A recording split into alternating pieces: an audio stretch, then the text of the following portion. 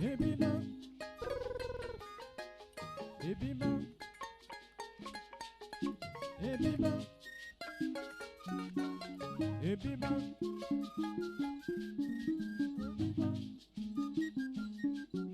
Ebima, Ebima,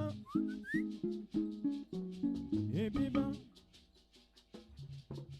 Ebima, Ebima.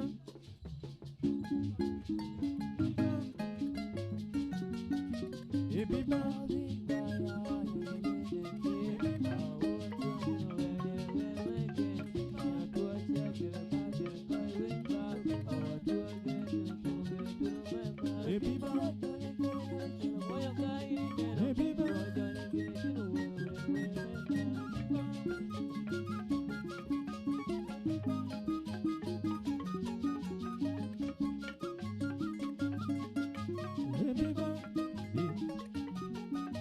Ebiba, Ebiba, Ebiba.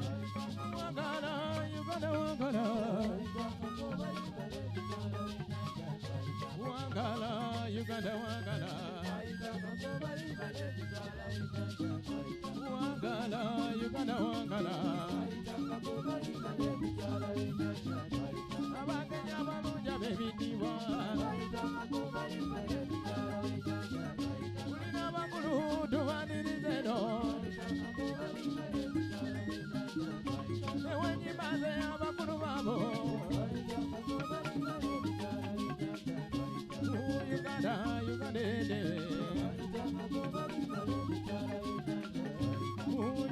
Uganda, debe.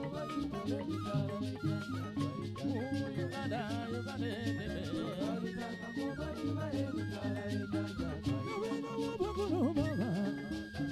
Davina wabage, abage Davina wabagoro, Mama Davina wemboga, Mama Davina wabagoro, abage nyabaru jabebi diva, Baba goro dovani rizeno, abage Davina wabagoro, Mama Davina wabage, abage wengazaye, abage nyabaru jabebi diva.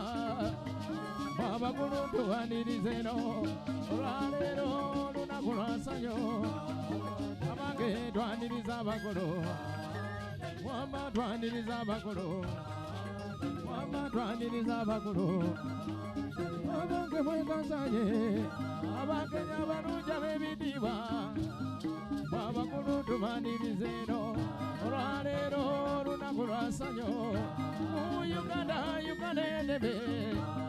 Uganda, debe. Mama Davina wabage, abage Davina wabagolo, abage mwegazanye, abage nyabaru jabebi diva, Baba guru tubandirizeno, ralero lunakulasanyo, abage twandiriza bakulu. Uganda, Uganda debe. Uganda debe. Mama Davina wabage, abage Davina wabagolo, Mama Davina wabagolo, abage nyabaru jabebi diva, Baba guru tubandirizeno, ralero lunakulasanyo, abage twandiriza bakulu, abage twandiriza bakulu, abage mwendazanye. Uganda, Uganda debe. Uganda, Uganda debe. Uganda, Uganda debe. Abage nyabaru jabebi diva, Baba guru tubandirizeno, ralero lunakulasanyo, Uganda ulira abange. Uganda, Uganda debe. Uganda, Uganda debe. Mama Davina wabagolo, abage Davina wemboga, Mama Davina wabagolo, abage nyabaru jabebi diva, Baba guru tubandirizeno, ralero lunakulasanyo, abage lunakulasanyo, Uganda, Uganda debe. Uganda, Uganda debe. Uganda, Uganda debe. Abage twandiriza bakolo, abage nyabaru jabebi diva, Mama twandiriza bakolo, twandiriza bakolo, Mama balekede muga, abage nyabaru jabebi diva, Uganda, Uganda debe. Mama twandiriza bakolo, Uganda, Uganda debe. Uganda, Uganda debe. Mama Davina wemboga, abage Davina wabagolo, Mama Davina wabagolo, Mama Davina wemboga, Uganda, Uganda debe. Abage nyabaru jabebi diva, Baba guru tubandirizeno, ralero lunakulasanyo, abage lunakulachitiva. Uganda, Uganda debe. Uganda, Uganda debe. Davina wabage, abage Davina wabagolo, Davina wabagolo. Uganda, Uganda debe. Abage nyabaru jabebi diva, Mama bagulu mama zokutuka, Mama bagulu mama zokutuka, abage Davina wabagolo, Mama Davina wemboga, abage twandiriza bakolo, Mama twandiriza bakolo, Mama twandiriza bakolo, abage nyabaru jabebi diva, abagulu tubandirizeno, ralero lunakulasanyo, abage lunakulasanyo, abage twandiriza bakolo, Mama twandiriza bakolo, abage nyabaru jabebi diva. tubanirize no olwaleero lunaku lwa ssanyu abange lunaku lwa ssanyu abange twaniriza abakulu mama tunaniza abakulu Uganda endebe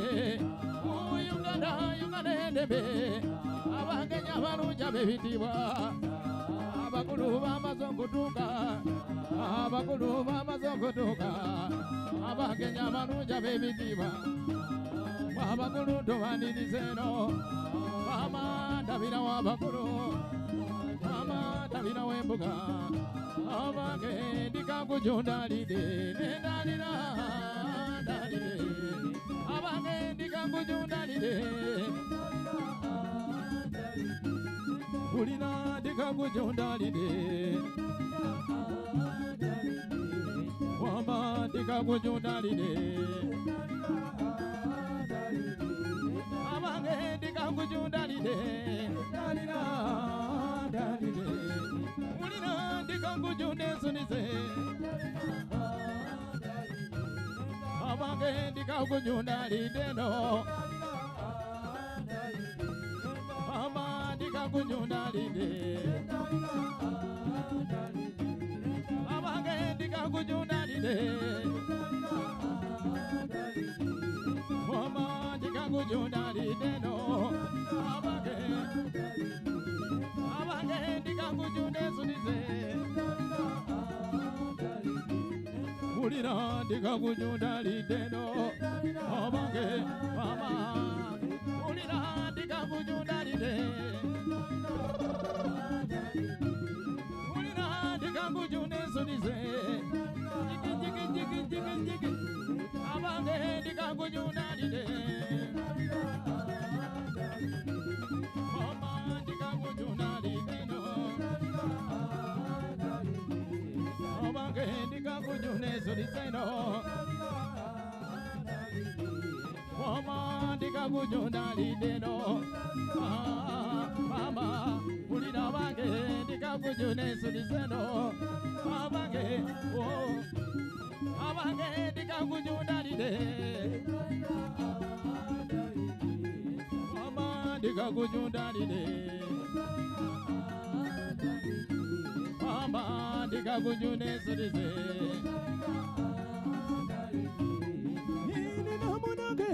ninamunage wengazo omukwano mama ninakinage abange jengazo ekyomukwano mama ninamunage ulira gwengazo omukwano mama ninamunage abange gwengazo omukwano mama ninamunage ulira gwengazo omukwano mama ninakinage ulira jengazo ekyomukwano mama ninamunage ulira gwengambo omukwano mama ninakinage abange jengazo ekyomukwano mama ninamunage abange gwengazo omukwano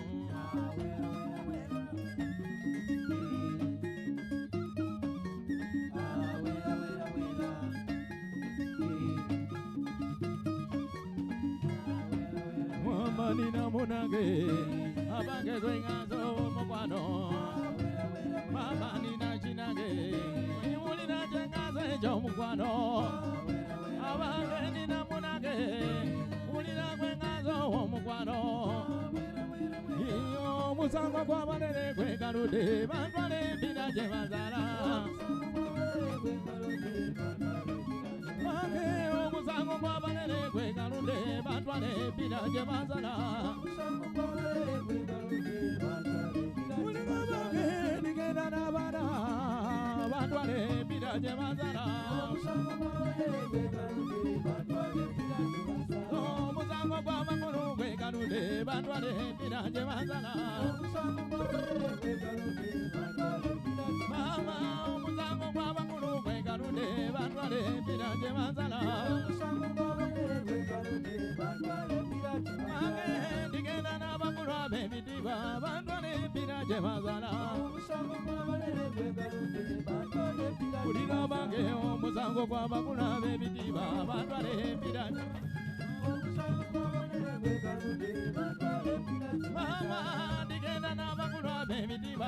bantwale mpira gye bazala omusango gw'amakulu ab'emitima bantwale mpira gye bazala ndigenda n'abaana bantwale mpira gye bazala mama bange ndigenda n'amakulu ab'emitima bantwale mpira gye bazala omusango gw'amakulu ab'emitima bantwale mpira gye omusango gw'amakulu ab'emitima bantwale mpira gye bazala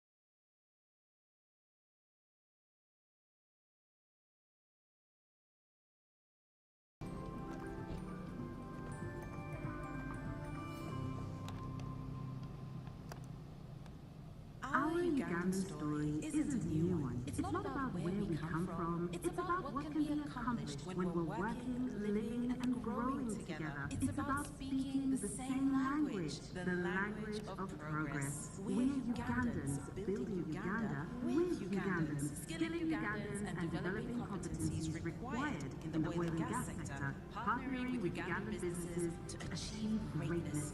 We're here to build because at the end of the day, we're truly Ugandan.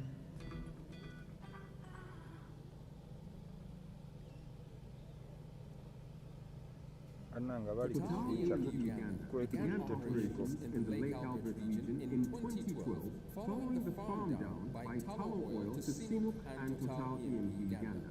In all its operations worldwide, Total Energies considers national content as a key component for the success of its operations, and Total E&P Uganda is no exception. Total E&P Uganda therefore developed a national content strategy aimed at maximizing the use of local manpower, goods, and service providers, as well as developing local capabilities and capacities. This strategy was developed in line with the national content regulations of Uganda. Subsequently, the company has undertaken a number of initiatives aimed at ensuring that Ugandan companies, entities, and citizens are adequately equipped to participate in the oil and gas sector. Some of these initiatives include the organization of national supplier development workshops with the aim of providing suppliers with information regarding oil and gas in Uganda, as well as available opportunities to supply goods and services. Suppliers are also provided with information on the procurement and national content needs and processes to help them meet the anticipated demands of the project while ensuring adherence to the highest standards of quality, health, safety, and environment. There's a lot of detail that's already missed when we're getting the answers to the pre-qualification questionnaires, for example. It's during such forums that we get to explain what we're going to go back and be able to participate competitively in our tendering processes. In March 2018, the company launched the Welders Training and Certification Program aimed at improving the employability of Ugandans from the Albertine region and East African crude oil pipeline areas. The training will equip 200 students with the highest level of oil and gas 2G and 4G coded welding skills, hence developing a domestic pool of internationally certified welders. The first and second cohorts graduated in October 2019, following training that was closely supervised by the GIZ E4D SOGA program. May you use this training well and make the most of it to benefit yourselves, your family, your community, and your country. This graduation is not an end, it's a start. Other initiatives include training of heavy goods vehicle drivers, scaffolding training, health, safety, environment training, and the development of the Industry Enhancement Center. Total E&P Uganda is committed to the promotion of national content in the country and empowerment of Ugandans to take an active and crucial part.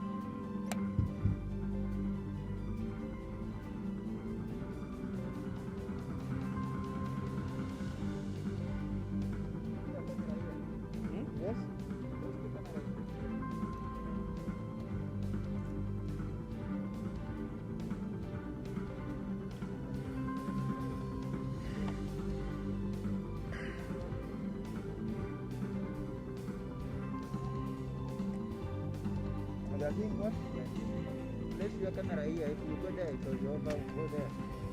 Yeah, close to Mosaic. so we use this line. Yeah, when he comes, that's how the cable is here. I'm going to be here. I was just waiting for the shot when he's coming. No, that they will use it on this side, not that side. The what? They will use this side. Yeah, It should be when yellow light. yes, when he's here, I'm going to be here. I'm going to be there just waiting for that shot.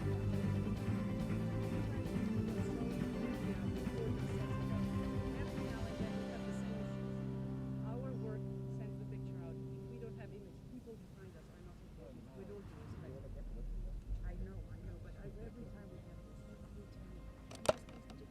You people are also disorganized. You No, don't we're want very to much. listen what people Yes, are telling you. because That is the we need to do problem. our You work. can use it. Look at I'm terrible. when I'm someone the tells worst. you what to do, The you have to Kingfisher do it. Field lies on the southeastern flank of the Albert Basin, which is part of the western arm of the East African Rift System. The field is approximately 15.2 kilometers long by 3.0 kilometers wide and covers an oil area of 32.3 kilometers squared.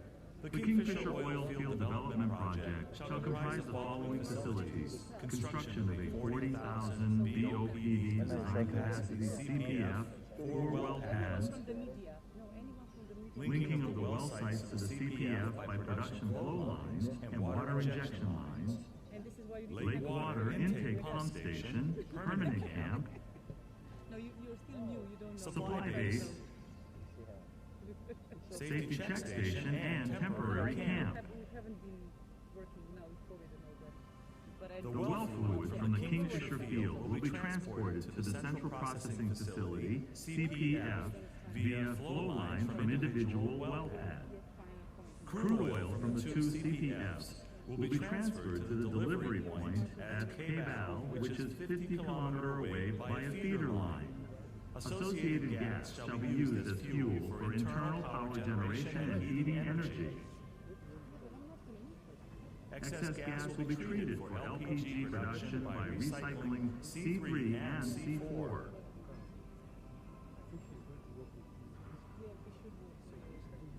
LPG products are sold through tankers. Produced water treated by oil and water separation facilities shall be re-injected. Lake water is taken in for oil field water use and shall be treated by CPF and transported to oil field water use units through transfer line. But of course, when he's coming, we are going to CPF is located in the middle of the entire oil field and covers an area of about 169,000 square meters. The factory area is divided by functions as follows: office area and administration quarter, production water treatment area, every time we have this debate, consult us and organize. We don't. oil and gas treatment area,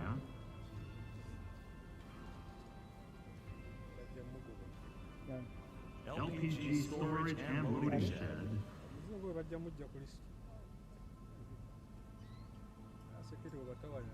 shared project area. The shared project area, including power station and distribution area, center control area,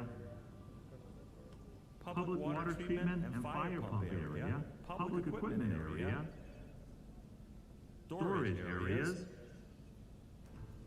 oil field well pads distributed along shores of Lake Albert from south to north, followed by well pad 3, well pad 1, well pad 2, well pad 4A. abo tebagenda The basoma. well pad is divided into drilling area and oil and gas production area. Facilities of drilling area include rig,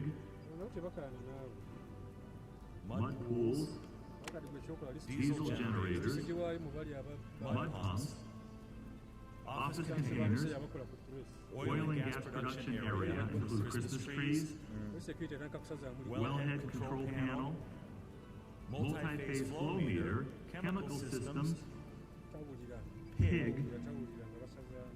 Wellpad 3 covers an area of about 43,600 square meters, a total of 10 wells, 6 oil wells, and 4 water injection wells. Wellpad 1 covers an area of about 46,300 square meters, a total of 7 wells, 5 oil wells, and 2 water injection wells. Wellpad 2 covers an area of about 38,000 square meters, a total of 10 wells, 6 oil wells, and 4 water injection wells. Well pad 4A covers an area of about 42,000 square meters, a total of 4 wells, 3 oil wells, and 1 water injection wells. Permanent camp is located on the west of CPF and can accommodate 120 people living, as well as accommodation, office, living, and entertainment in an integrated living area.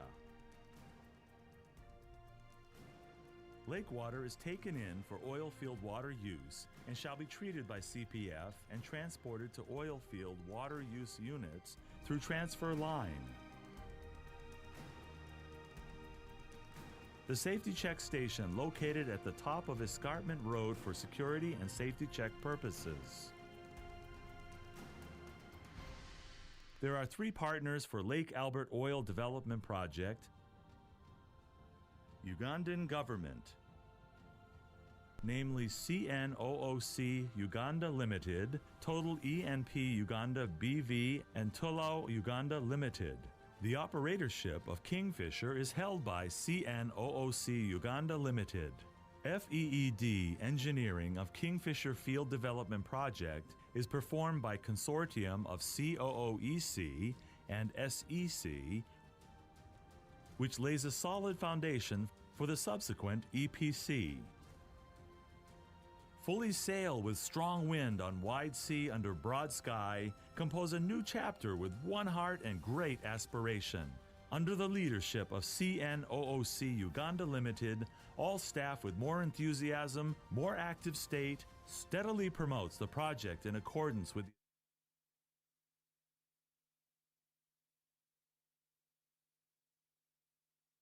Give the principals who are joining us here at the Kololo Independence Grounds.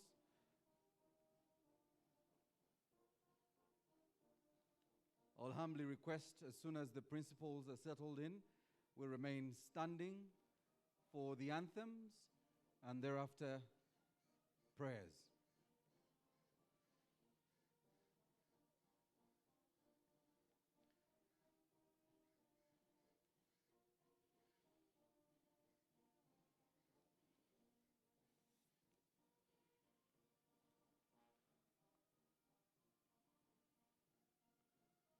We want to welcome you, Your Excellencies, for this very historic day, the signing of our final investment decision for Uganda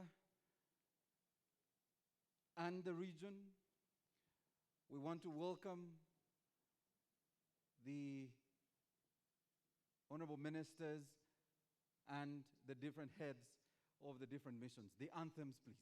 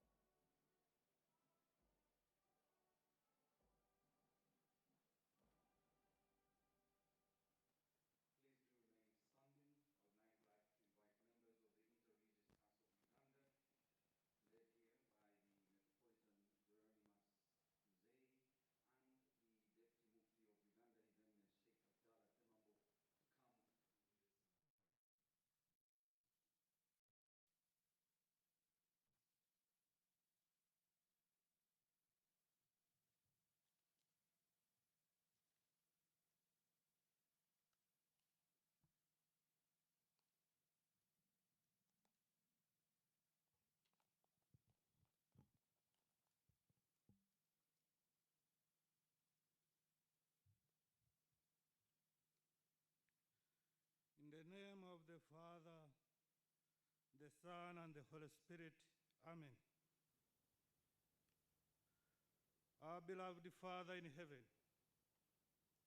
we thank you for this historical gathering of today here at Corolla. It is a very important gathering for our national progress and development. Since it is a day of final investment decision for our national oil and gas project. It opens for our country new and wide economic opportunities. Therefore, we ask you, Father, to bless this final decision for the good and benefit of our beloved country, Uganda, and beyond. We ask you this, our Heavenly Father, in the name of our Lord Jesus Christ. Amen.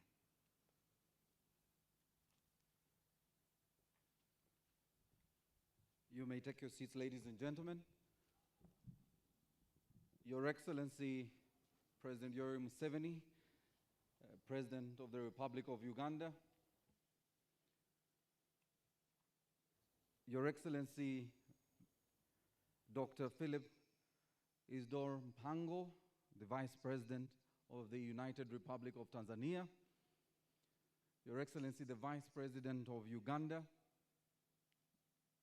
Jessica Lupo, the Honorable Ministers, Members of Parliament, Your Excellencies, the Ambassadors, the Permanent Secretaries here, the different heads of government missions, and in a very special way, the Tanzanian delegation. I would like to request the Ugandan team, put your hands together for the Tanzanian team that is here today. Tunashukuru sana, na hii mambo ya Swahili yangu ni ndogo sana. Sasa nisalamia, you allow me to complete that sentence from there and move on with the program. Your Excellencies, today is a very historic day, a day a lot of us have been dreaming about.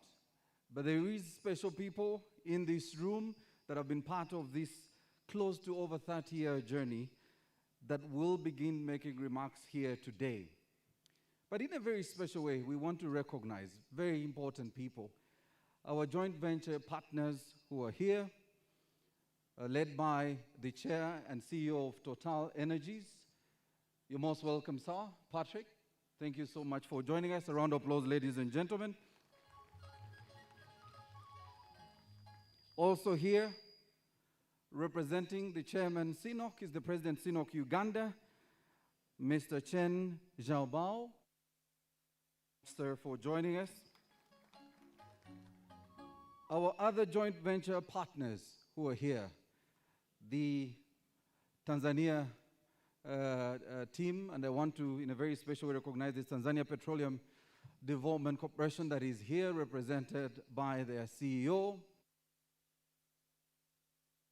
oil company. Round of applause, ladies and gentlemen. May I now take the pleasure of inviting the Permanent Secretary in the Ministry of Energy and Mineral Development, Engineer Irene Batebe, to come and make welcome remarks. You're most welcome. Round of applause, ladies and gentlemen.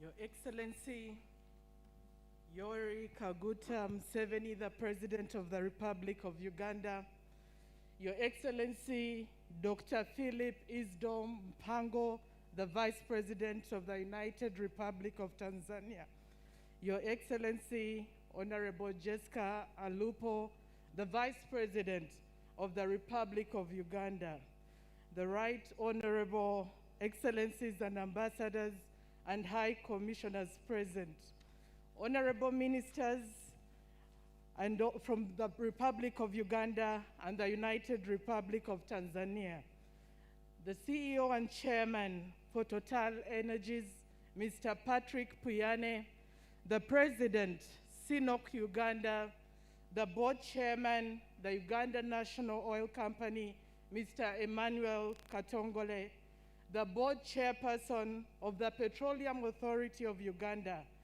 Dr. Jane Mulemwa, religious leaders, your eminences, the Deputy Head of the Public Service and Secretary to the Cabinet Secretariat, colleague permanent secretaries present, and heads of government agencies from both Uganda and the United Republic of Tanzania, the private sector fraternity, the district leadership and officials present, the press, distinguished guests, ladies and gentlemen, a good morning to you all.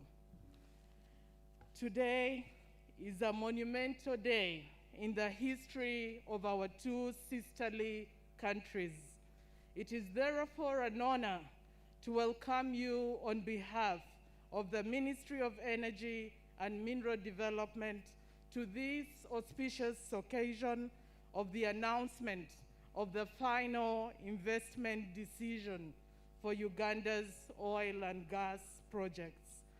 This is the culmination of the hard work and investment that has been made by both the governments, the oil companies, private sector, and the host communities where these projects are located. This journey started a long time ago. So these efforts date back to pre-1980, where oil exploration was undertaken intermittently through the 1930s, but came to a halt during the Second World War. Serious exploration work commenced again in the early 1980s with the first Petroleum Exploration and Production Act enacted. These efforts were fortified in 1986 by His Excellency President Yoweri Museveni when he issued a policy directive to ensure capacity building, data acquisition, and promotion and monitoring of compliance of licensed companies. In 1991, arising from that effort, we saw the signing of the first production sharing agreement. And consequently, a lot of work was done, and in 2006, Uganda discovered commercially viable oil deposits. And today, we boast of 6.5 billion of standard tank oil initially in place, with about 1.4 billion recoverable. In 2008, Cabinet did approve the National Oil and Gas Policy for Uganda, which we currently are applying, but in the process of reviewing. Consequently, we did put in place, through Cabinet and Parliament, the new petroleum laws for the upstream and midstream. So with that background and history, you will agree with me that this has been a long journey, but rewarding. So this day is a testament that consistency and hard work pay off in the long run. Uganda's journey has been steady and measured to ensure that by the time the country progresses to production, it is adequately prepared in terms of the legal and institutional framework, capacity of its people, and infrastructure development. This process has followed a deliberate action by the government, and today we have created a critical mass of government professionals who have and continue to make a significant contribution to the sector. We have heard a number of claims that Uganda's oil and gas production has taken a while. But as people who have been in the sector for some time are aware, this elaborate process has partly been for a good cause, which enhances the country's ability to optimize the benefits from the sector. So with all the enablers in place, Today, as we prepare to announce the final investment decision, it's important that we remind ourselves that this pronouncement by the oil companies is to enable us prepare to progress the projects to development and consequently production, where we will extract our first oil. So the funds necessary for the project execution and start of operations have been mobilized and the projects are viable.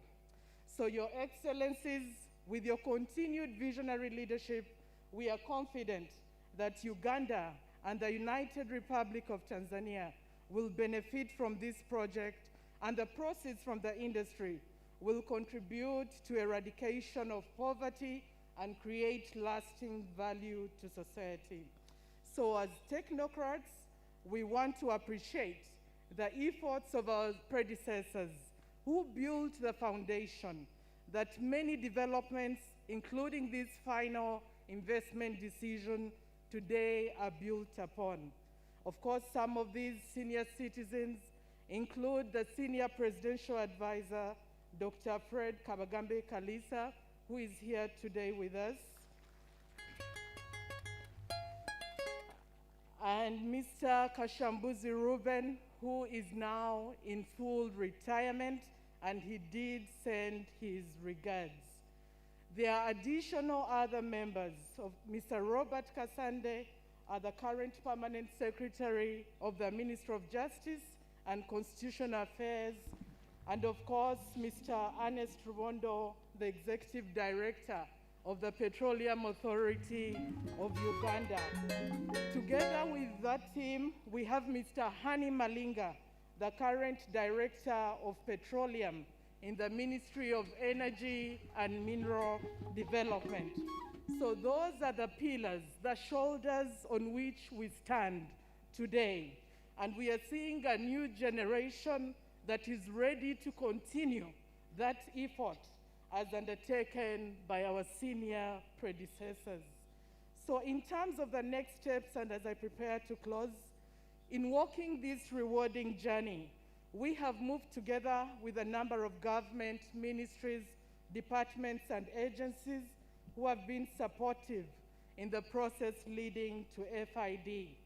Now that FID has been achieved, work is expected to intensify, which will demand the MDAs to increase on their support. In Swahili, we would say, lazima kazi iendelee. So, members, as we move forward, issues of coordination, cross-border movement, logistics to ensure equipment are delivered in a timely manner to the sites will be very critical. Project authorizations, approvals, and permitting will be on the critical path for the timely achievement of the first oil in 2025. Local participation is at the core of the implementation of the project. We therefore celebrate this achievement, and we will continue to support the oil companies in executing their plans. We want to use this opportunity to also congratulate the international oil companies together with UNOC and TPDC for this achievement. And we want to task them, as they proceed into the implementation, to pay attention to issues of environmental social governance and to ensure that they exploit the resources in an environmentally sustainable manner. We appreciate the leadership of His Excellency the President, our ministers, the Cabinet Committee on Oil and Gas, Parliament, and the respective local government. I also want to close by thanking my colleagues from the United Republic of Tanzania, together with the technical team, for your continued support to Uganda's oil and gas sector, especially in the ongoing development of the EACOP project. Lazima kazi iendelee. Special thanks to the district leaders who are also here, and we look forward to continuing our partnership in executing this project to completion. I wish you all a very fruitful celebration. With that, I take the honor and pleasure to invite the Honorable Dr. Ruth Nankabira Sentamu, the Minister of Energy and Mineral Development, and in our circles, we refer to her as the Minister of Petroleum because of the passion she has to achieve first oil. Thank you very much.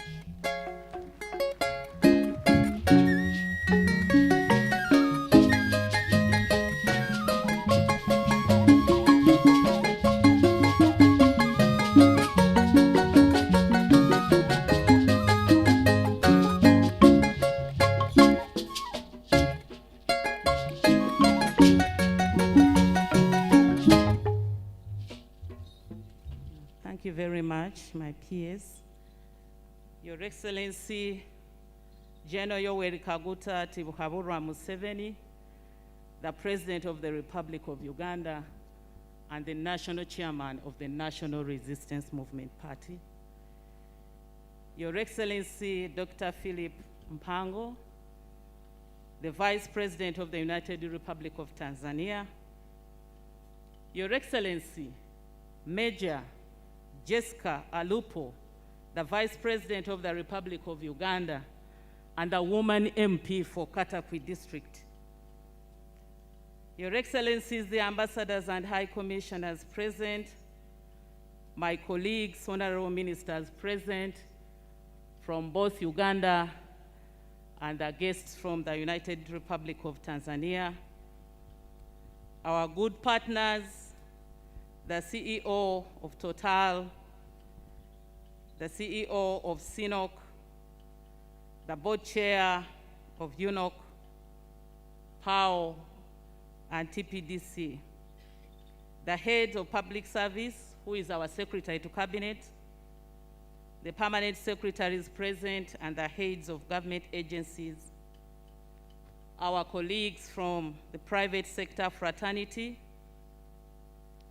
our colleagues from the district leadership and officials present, our colleagues from the media, the Fourth Estate, distinguished ladies and gentlemen, a good afternoon to you. I must begin by thanking the Almighty Lord who has seen us walk this journey today.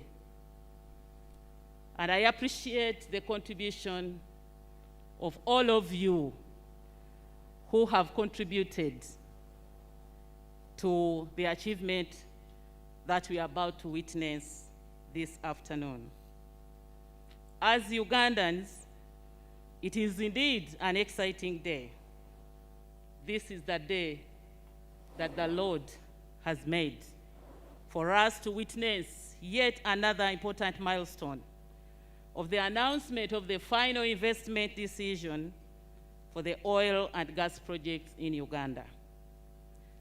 This milestone marks a firm commitment from the oil companies to proceed with Uganda's oil and gas projects and launches the major construction for works by the joint venture partners.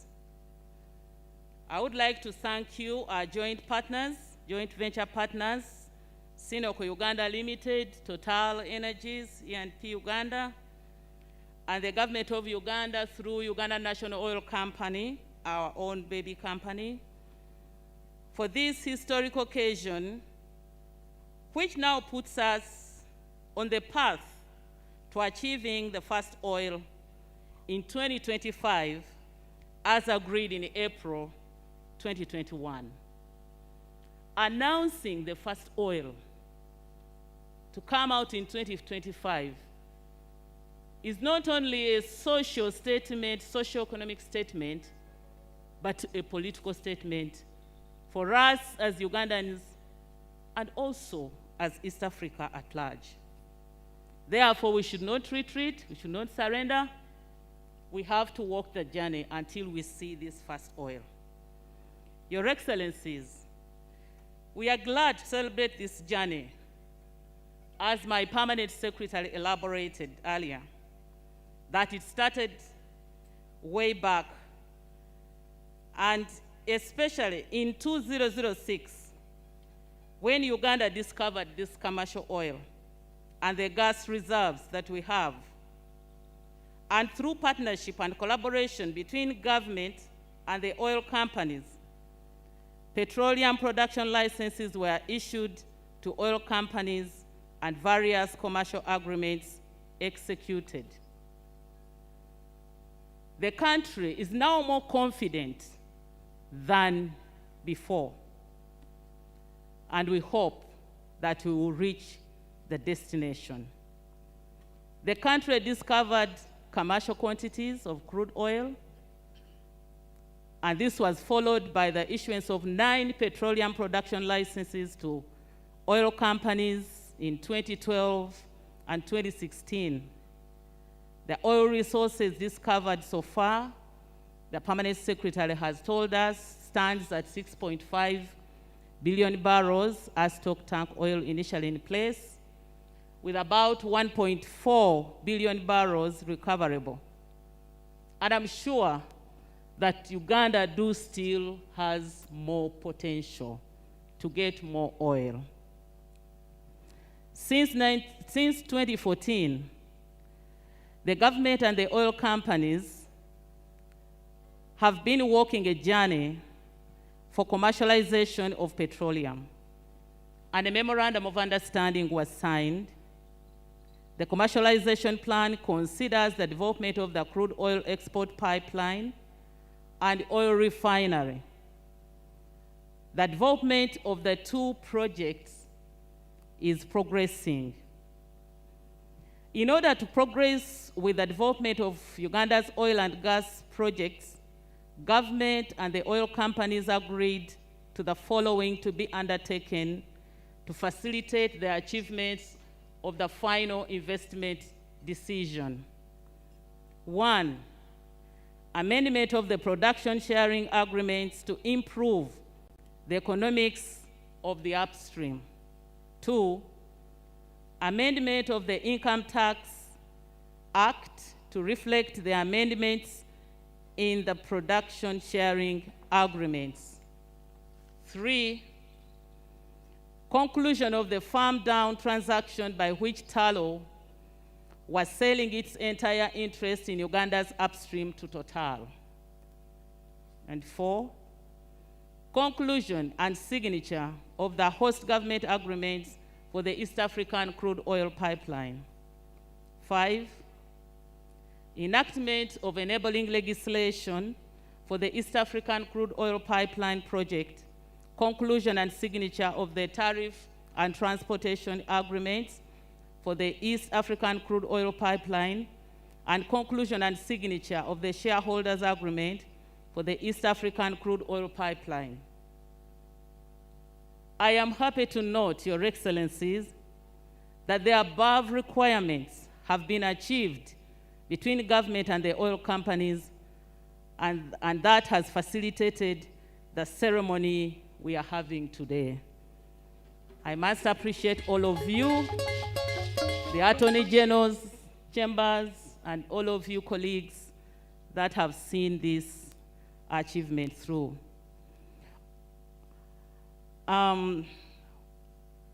Why are we celebrating the final investment decision? What is its impact? Following this final investment decision, the oil industry will positively impact on the economy through various programs. Ugandans are expecting to get jobs. The people of East Africa are expecting to get jobs. The pipeline that begins from Hoima in Uganda up to Tanga has its bigger part existing in Tanzania. It calls for jobs. So we are eyeing this as Ugandans. Allow me to inform you, Your Excellencies and colleagues, that close to 160,000 jobs are expected to be created. Secondly, the provision of goods and services to the industry. it will be shameful for food to be imported outside East Africa. It will be a shame. So we need to be prepared to partake of the chances that the industry is bringing. Obviously, Uganda's tax base will expand. Tanzania's tax base will equally expand. The contribution towards repayment of Uganda's debt obligations.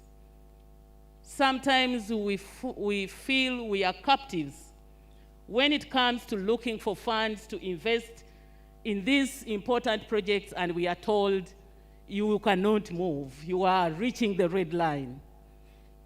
So we expect that the contribution from this industry will help us to pay our debt obligations, but also invest more in infrastructure, which can turn out to also bring or contribute tremendously to our economy. We will be supporting the National Development Plan 3, which focuses on petroleum, mineral development for industrialization. We hope to facilitate the development of the refinery in the country. It is worth noting, Your Excellencies and colleagues, that these achievements have been made possible through the steadfast leadership and commitment of His Excellency Yoweri Kaguta Tibuhaburwa Museveni, Her Excellency Samia Suluhu Hassan, who is today represented by His Excellency the Vice President, Dr. Philip Mpango, and of course, the late President, Dr. John Pombe Magufuli. May his soul rest in peace. Your Excellency, the Minister of Energy and Mineral Development is so grateful for the support, and we do salute you. I also want to thank my colleague, the Minister of Energy of the United Republic of Tanzania, Honorable January Makamba, who is here with us today. Is part of the 30-man delegation which has accompanied His Excellency the Vice President. My brother, thank you so much. Thank you for organizing that big conference where private sector was taken through the development, and they are now anxiously waiting for this day so that they can jump into action. Distinguished guests, the government has paid special attention to local content with a view to achieve optimal participation of Ugandans and Ugandan enterprises with a focus on employment, provision of foods and services, capacity building, enterprise development, and transfer of knowledge and technology. The Ministry of Energy and Mineral Development and relevant entities of government are committed to ensuring that the framework put in place by the passing of local content policy in 2018 and the enactment of the various laws and the national content regulation within petroleum laws are fully implemented. The sector is witnessing tangible development in national content. For instance, at the end of 2021, 74% of the people directly employed by the licensed oil companies were Ugandans. On average, 27% of management positions and 64% of the technical positions and 100% of support positions within the licensed oil companies are occupied by Ugandans. So we are all there. At the top, executive, at the lowest level we have 100%. I commend the oil companies for this and urge them to ensure that more Ugandans get employed in the sector. Regarding the supply of goods and services, for example, 92% of the supplies and services were provided to the country's oil and gas sector in 2022, were by Ugandan entities, while in 2021, this was in 2020, I beg your pardon, while in 2021, 53% of the supplies and services were from Ugandan entities.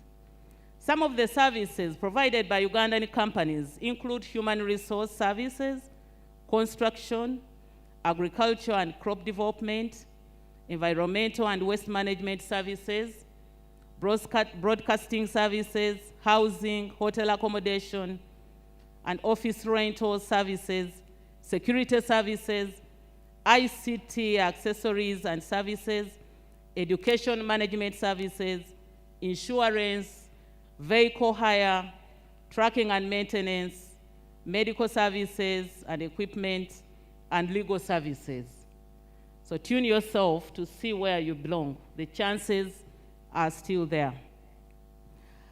I also want to commend Uganda's private sector for continually building capacity to participate in the oil and gas sector. It is through the participation of the private sector that the country will be able to optimize the benefits from the oil and gas sector and experience economic transformation. Distinguished guests, we are aware that the world is currently having debates on greenhouse energy transition, which is putting pressure on fossil fuels.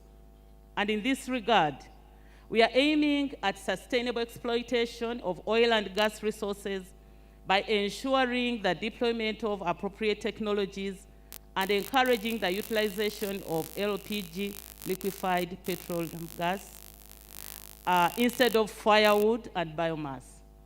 When you get the statistics of how much wood Uganda loses through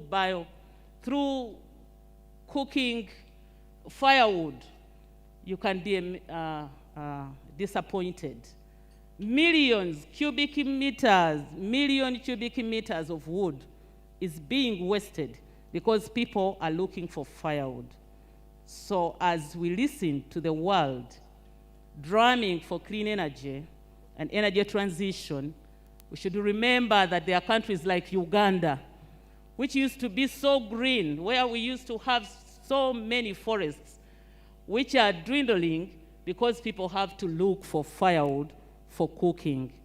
That's why we pray that this project materializes, because it comes with a substitute of biomass. We know that oil and gas still remains a valuable resource, as evidenced by the growing global energy demand, especially by the developing countries like Uganda, and the resulting high crude oil prices. The government of Uganda continues to increase the share of renewable energy in our energy mix. In this regard, our partnership with Total Energies will further be cemented today when we execute a memorandum of understanding for the cooperation in development of renewable energy. Due to several factors, the country has recently experienced shortages of fuel, and I'm happy to note that the shortages are coming down. And as an importer of petroleum products, 100%, we remain vulnerable to several forces beyond our control. However, with the final investment decision taken today, such incidences should be a thing of the past. We will be able to sit down and plan accordingly. That is why, as government, we continue to plan for the development of a refinery, which will be processing 60,000 barrels per day. We hope we shall be able to strategically plan for our fuel security. I would like to thank everyone who has graced this important ceremony, but I cannot end without thanking the Right Honorable Deputy Speaker, who has been unable to be with us today because of the work she's supposed to do at Parliament. She moved very well with full support when we were passing the required legislation. The leader of opposition, Right Honorable Mpuga, was also very influential in making sure that both the opposition and government, we appreciate the need for the amendments to the Public Finance Management Act and the EACOP bill. I am so grateful. The members of the Natural Resources Committee and the Committee on Finance, I am so grateful for the role you played so that the relevant legislation is in place. Thank you, Your Excellency, for the opportunity you gave me to lead the team, which is so determined to make sure that the industry is live. I want to end here, and I wish you all the best for God and my country. Thank you very much.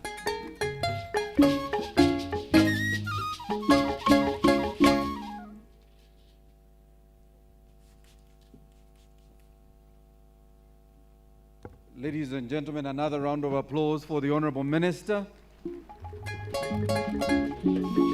May I now invite the Permanent Secretary to come and take us through the memorandum, the signing of the Memorandum of Understanding on Renewables between the Ministry and Total Energies EP, as I invite the Honorable Minister and the General Manager Total Energies, Philip Duex, to make their way to the signing table.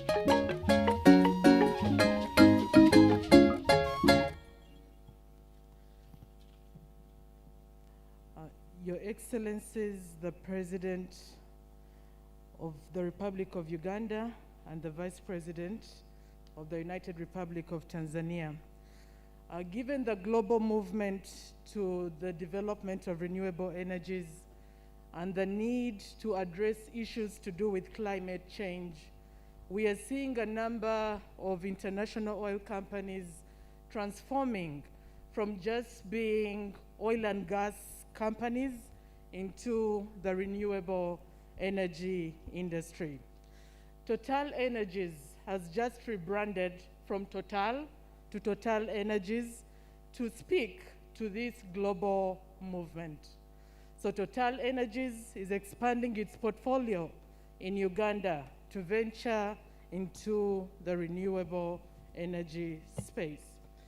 So today we'll execute a memorandum of understanding between the government of the Republic of Uganda, represented by the Minister of Energy and Mineral Development, and Total Energies, Uganda BV, for collaboration towards ensuring energy security and transition through deployment of large-scale renewable energy development projects.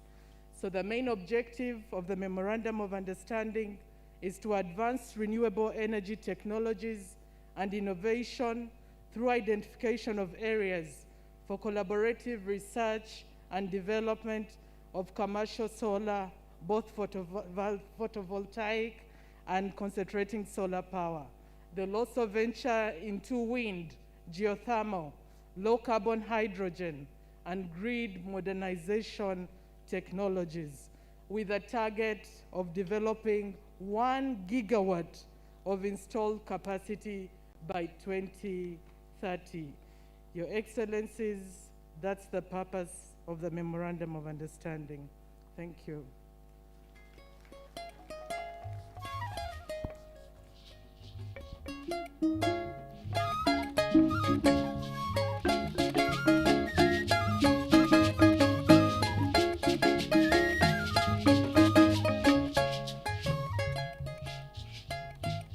Benefit of those watching at home, please note that the two representing the government of Uganda is the Honorable Minister of Energy and Mineral Development, the Honorable Ruth Nankabira, and the General Manager, Total Energies EP Uganda, Philip Duex.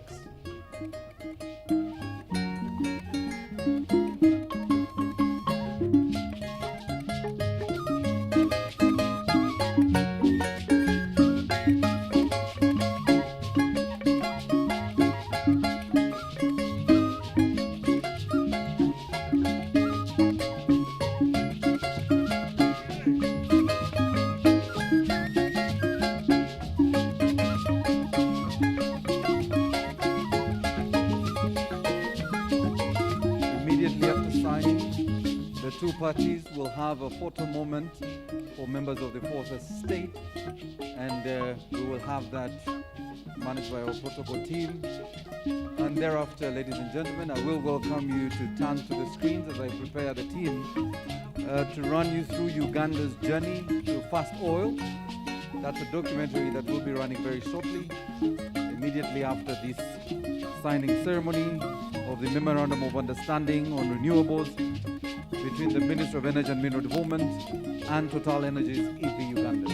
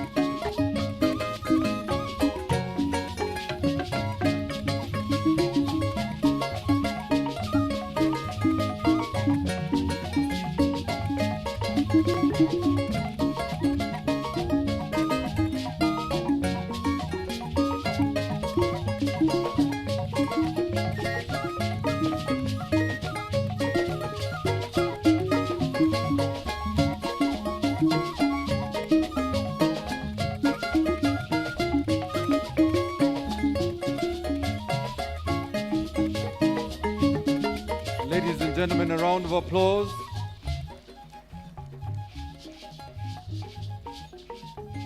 We want to thank Total Energies Uganda and the Ministry of Energy for another milestone we will be celebrating, and we begin today here with the signing of this memorandum. Round of applause, ladies and gentlemen. Thank you very much. Your Excellencies, ladies and gentlemen, I'll ask you to turn to the screen. We have a documentary we are going to run for you on Uganda's journey to the fast oil.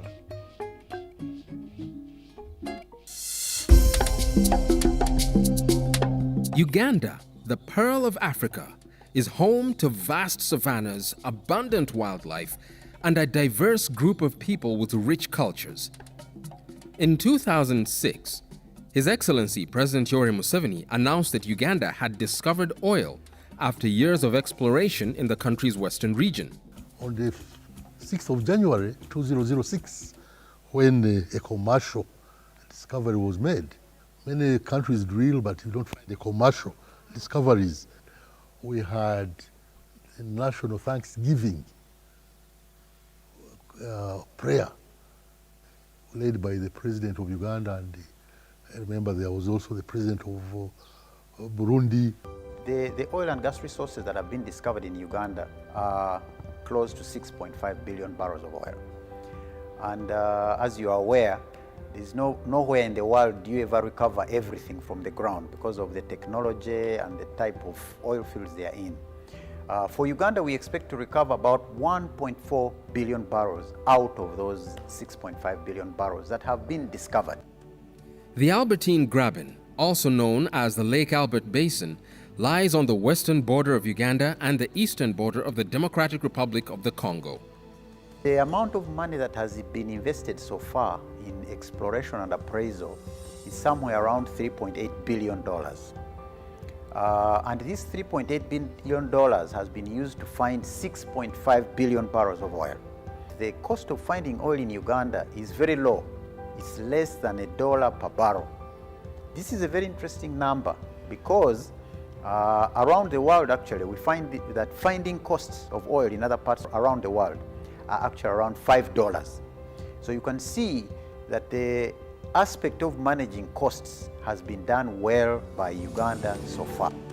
Resources to be developed in this graben are for the Lake Albert Development Project, which encompasses the Tilenga project operated by Total Energies EP Uganda with 56.67%, and the Kingfisher project operated by CNOOC with 28.33%, both in a joint venture partnership with Uganda National Oil Company with 15%, on behalf of the government of Uganda, with the Petroleum Authority of Uganda as the regulator. The creation of these institutions was so well carefully studied before they were created.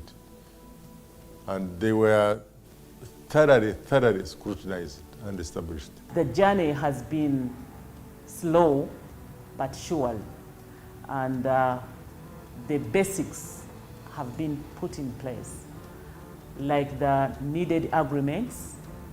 The needed agreements are in place. The law now regarding the transportation of the crude oil is in place, and we are about to see a final investment decision being taken into that pipeline. We are moving on well on the refinery part. We have been moving and making sure that all the requirement is in place. Located in Bulisa and Nwoya districts in western Uganda, the Tilenga project is an upstream development with a capacity of 204,000 barrels of oil per day. The name Tilenga is a derivative of two local names for the Uganda cob, Til in Acholi Alur and Engabi in Lugungu. The name is based on the Uganda cob, which is the national emblem, to symbolize the project's national significance to the country. The project covers 6 oil fields. This project, of course, are important not only for the country but for Total Energy as well, to showcase really our commitment, our ability to develop all these resources at low cost with low carbon footprint. And today, the greenhouse gas emission intensity of 13 kilograms per barrel is much lower than our current average in our portfolio. Minimizing the impact on the environment has driven the design of the whole project, with really the ambition to produce a net positive impact on biodiversity. With approximately 400 wells that will be drilled over 31 well pads. During this period, the national content has been at the heart of our activity, with already more than 160 Ugandan companies directly involved in the Tilenga project. Other main project installations include a central processing facility, well pads, oil wells, flow lines, a lake water abstraction facility, a feeder line, and support bases. The mitigation of the impact of the affected local communities has been a priority for us. The first step, of course, has been to establish with the authorities a transparent process to ensure a fair compensation to all the project affected persons. But our commitment goes obviously far beyond that. Our objective is to improve the livelihood of all our PAPs. And this can be achieved through a global livelihood restoration plan. Kingfisher Field Development Area is spread over approximately 344 kilometers in the Lake Albert Rift Basin in western Uganda. The oil field is situated on the eastern bank of Lake Albert, which acts as a border between Uganda and the Democratic Republic of the Congo. It was discovered by the Kingfisher 1 Wildcat well in 2006. The Kingfisher project is planned to develop the Kingfisher, Mputa, Nzizi, and Waraga fields. The project will produce 40,000 barrels of oil per day during peak production. The crude will be treated at a central processing facility, CPF, located on the southeastern shores of Lake Albert. The Kingfisher development wells will be highly deviated wells from onshore surface locations targeting the offshore reservoirs. The production and processing facilities of the project will be located on the Buhuka Flats at the shores of Lake Albert in the Kikube district of Uganda.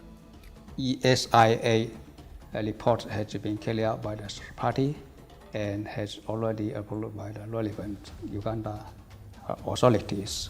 The ESIA process involved all stakeholder public hearings in all lanes required required for the project has been done in compliance of national relevant legislation and international best practice, particularly IFC performance standard. The government of Uganda has plans of commercialization of the discovered oil resources, including the phased development of a refinery, use of crude oil to generate power, and export of crude oil to the rest of the world market via the East African Crude Oil Pipeline.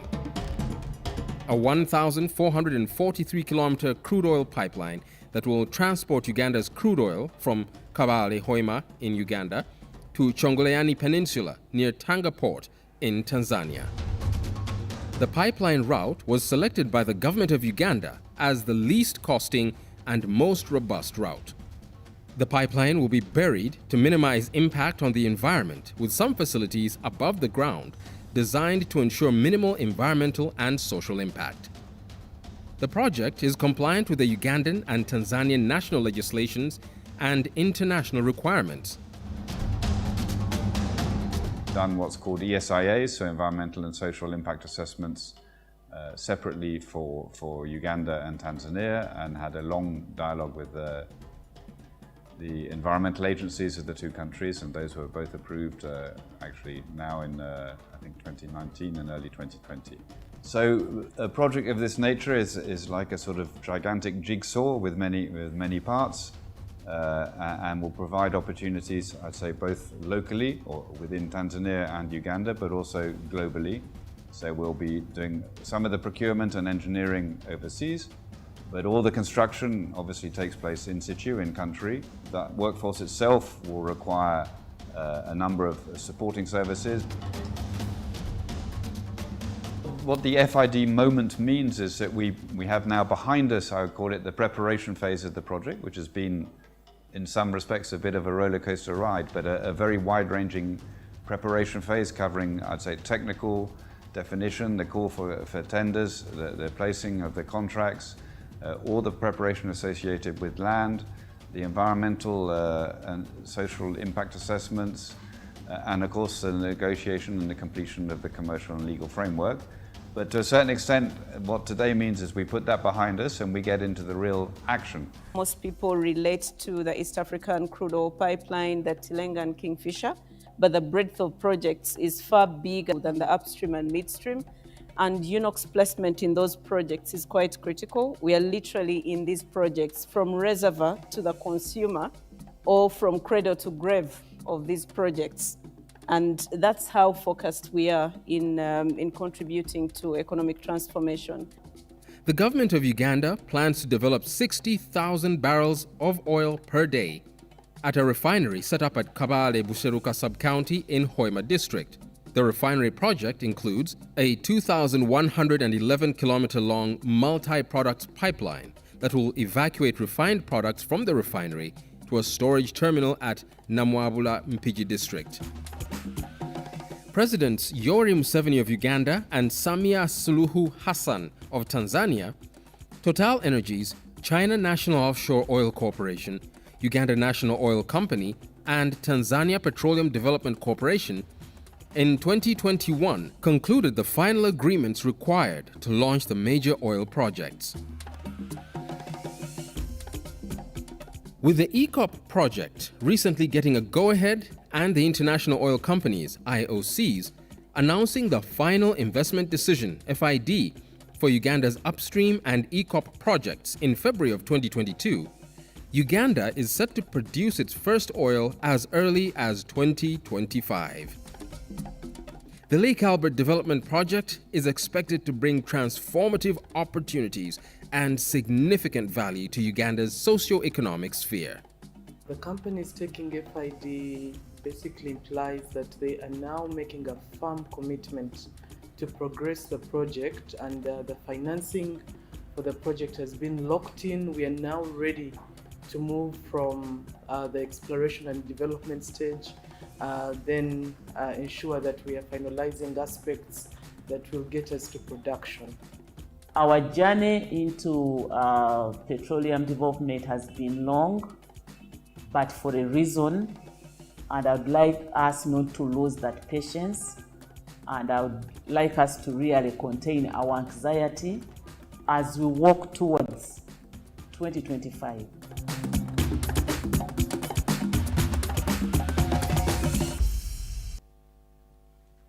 Ladies and gentlemen, a round of applause for Uganda's journey to our fast oil that is significantly being put in motion today with the signing of the FID.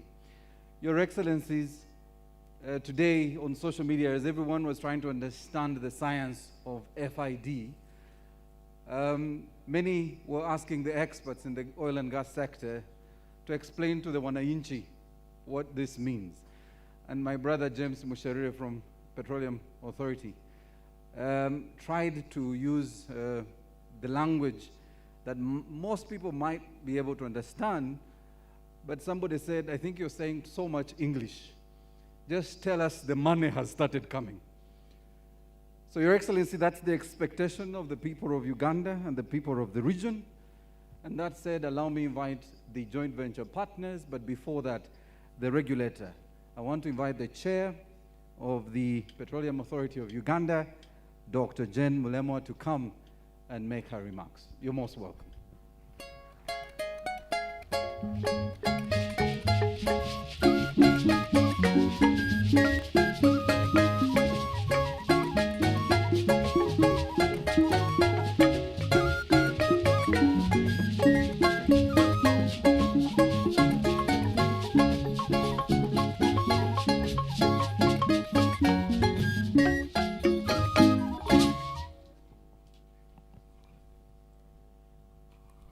Your Excellency, the President of the Republic of Uganda, Yoweri Kaguta Tibuhaburwa Museveni, Your Excellency, the Vice President of the United Republic of Tanzania, Philip Isidore Mpango, and your delegation, Your Excellency, the Vice President of the Republic of Uganda, Honorable Jessica Alupo, Honorable Ministers here present, especially those who have been associated closely with this journey, Your Excellencies, the ambassadors and high commissioners to Uganda, especially the ambassador from France to Uganda and the ambassador from China, members of parliament here present, permanent secretaries here present, executives from the oil companies and heads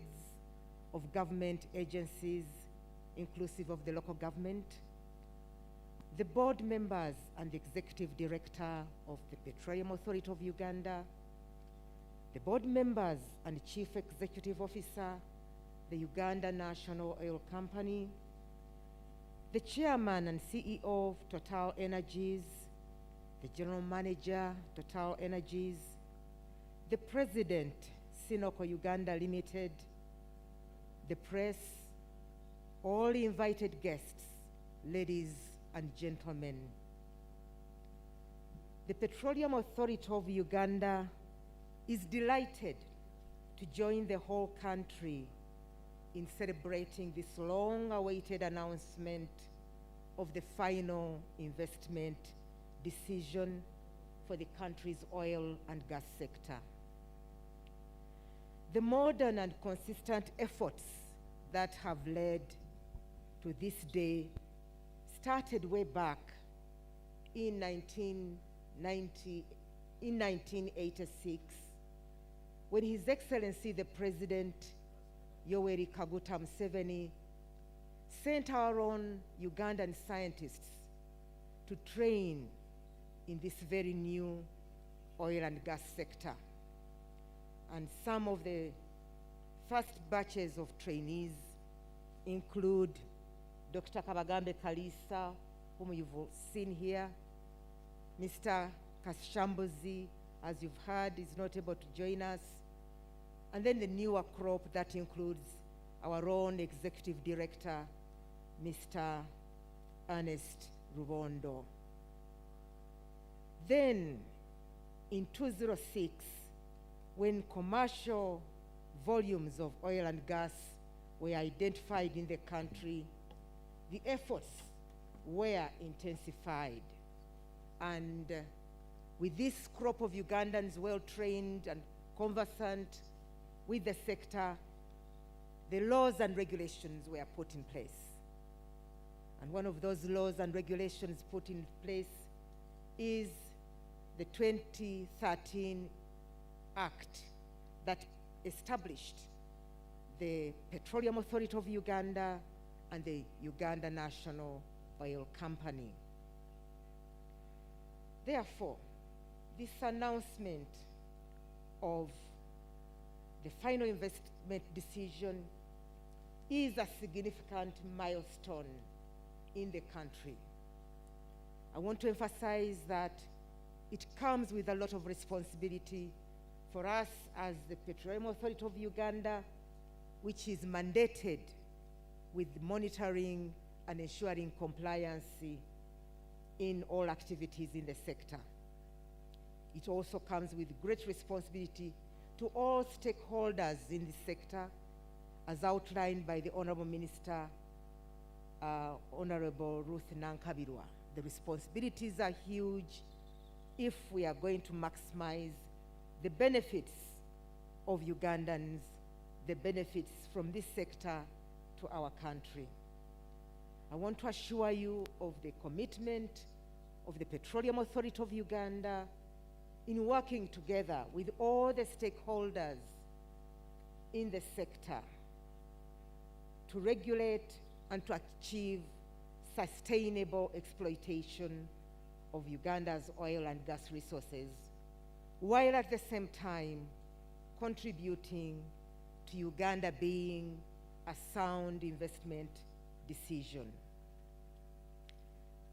On behalf of the Petroleum Authority of Uganda, I wish to extend our sincere appreciation to His Excellency the President of the Republic of Uganda, Yoweri Kaguta Museveni. Your Excellency, we appreciate you for your visionary leadership and guidance, which has led to this particular milestone, but also to previous milestones in the country's oil and gas resources. In addition to that, I wish to express our appreciation to many other key players in the sector, including His Excellency, Her Excellency the Vice President of Uganda, the Right Honorable Minister, members of Parliament, all ministries, departments and agencies of government, local government inclusive, who have played and continue to play a big role in the sector, together with all the other stakeholders in the sector who have supported the Petroleum Authority of Uganda in its 6 years of existence to date. As the authority, we look forward to even more support and collaboration, particularly in this transition stage, because this day marks the way forward that we've been looking forward to, moving from exploration to development and production. The Petroleum Authority of Uganda thanks and congratulates and joins everyone in celebrating today's big announcement, which will subsequently usher the country into the beehive of activities that we expect to take place, leading to the production of first oil. Finally, but most importantly, I record appreciation to God for bringing us this far, and trust that we will see us through successfully through the rest of this journey. I thank you all for God and my country. Thank you.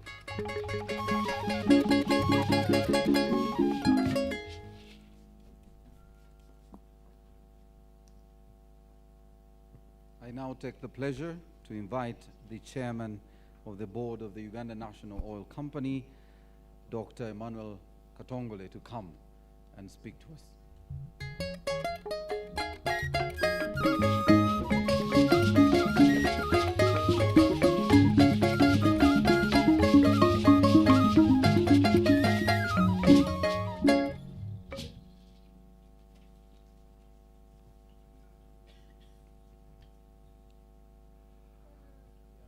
Your Excellency, the President of the Republic of Uganda, General Yoweri Kaguta Museveni, Your Excellency, the Vice President of the United Republic of Tanzania, Dr. Philip Isdor Mpango, and your delegation, Your Excellency, the Vice President of Uganda, Honorable Major Jessica Lupo, Honorable Ministers present, Honorable Members of Parliament, Excellencies, Ambassadors and High Commissioners, Chairman and CEO of Total Energies, the President of CNOC, the Managing Director of Tanzania Petroleum Development Corporation, Permanent Secretaries, the Board of Directors and Management of Petroleum Authority of Uganda, the Board of Directors and Management of Uganda National Oil Company, and to all of you, ladies and gentlemen, Your Excellencies, it is an honor to address you on this monumental day when the international oil companies, Tanzania Petroleum Development Corporation and the Uganda National Oil Company launch the construction phase of the upstream projects of the Tilenga and Kingfisher development areas and the East African crude oil pipeline project. This is a key milestone that will unlock the oil and gas sector in both our nations. It is without doubt that this will substantially contribute to the economic transformation of both the United Republic of Tanzania and our beloved country, Uganda. Today will go down in the history of our region as the day that the government of Tanzania and Uganda, together with our joint venture partners, took a decision to transform the economies and lives of the people of our two countries by commercializing the oil and gas industry. We must recognize that it would not have been possible without the effort of each and everybody here present, especially our beloved President, President General Yoweri Kaguta Museveni. For that, we thank you for your commitment and resilience. Your Excellency, we would not have gone to this point without the deliberate effort of you, our dear President, President Museveni, to train Ugandans in the different oil and gas disciplines. These Ugandans and others are involved in the sector have played a significant role in reaching this milestone. Your Excellencies, these officers are spread in numerous government institutions and have worked tirelessly over the years to ensure value for Uganda is retained in progressing and implementing the oil and gas projects.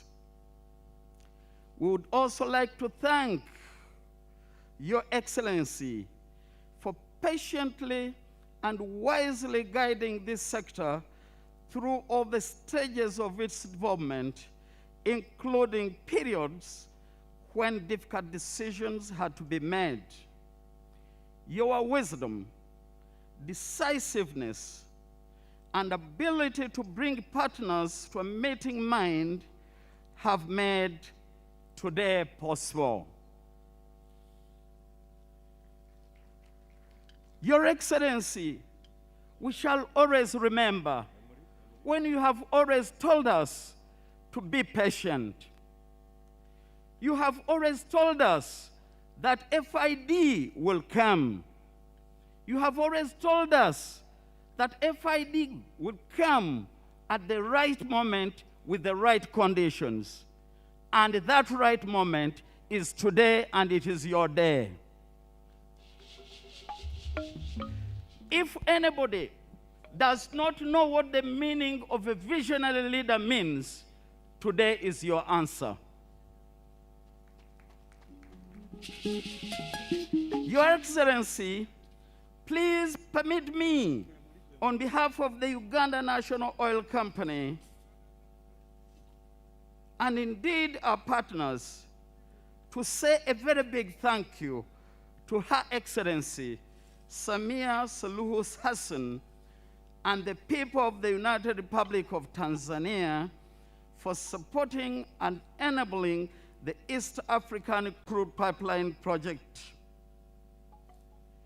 Working with our sisters and brothers from Tanzania through negotiations, project planning, and numerous other ways has not only cemented our historic working relationship, but has also increased our economic integration, as was announced yesterday of the setting up of the Tanzanian Petroleum Authority offices in Uganda. We look forward to the continuous working together to enable the entire region benefit from these projects. We would also like, in a special way, to pay tribute to late President, His Excellency John Pombe Magufuli, for his commitment and enormous commitment and contribution to this project. May his soul rest in perfect eternity. We recognize the enormous effort of the international oil companies that have invested in achieving this milestone. We wish to thank the companies involved in these projects: Total Energies, CNOOC, Tanzania Petroleum Development Corporation, Uganda National Oil Company, and many others, including Tallow Oil and Heritage Oil, that created the foundations for this journey to first oil.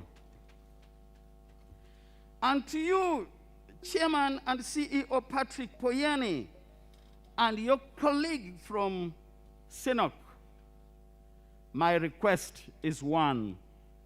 Please try to turn 2025 into 2024 or even 2023. This is not because my second term as chairman ends in 2024, but because the people of Uganda are eagerly waiting to taste the fruits of oil. We appreciate the government of Uganda and Tanzania for having put in place the requisite legal and regulatory framework for the nationals to benefit from this industry. And here I would like to thank my minister, Honorable Dr. Ruth Nankabirwa, for the effort. I have seen you work throughout the night, coordinating with Parliament to make sure that this is achieved. But I would also like to thank your predecessors, particularly Honorable Engineer Irene Muloni and Honorable Mayor Kitutu, they too did a wonderful job. Your Excellencies, we must stress that national content requires an effective capacity building strategies to succeed. We should therefore not tire to continue to prioritize the capacity building of Tanzanians and Ugandans to fully participate across the entire petroleum value chain. This need is even more important during the years of construction. We must all work together to ensure that a reasonable portion of the $15 million that is spent in executing these projects is taken by the citizens of Tanzania and Uganda. As the board chairperson of Uganda National Oil Company, I commit on behalf of the company that we shall make every effort possible to enhance national participation. We shall commit to working with our partners and stakeholders to execute these projects and realize first oil as soon as possible. Once again, Your Excellency, thank you. Thank you. We owe you a lot.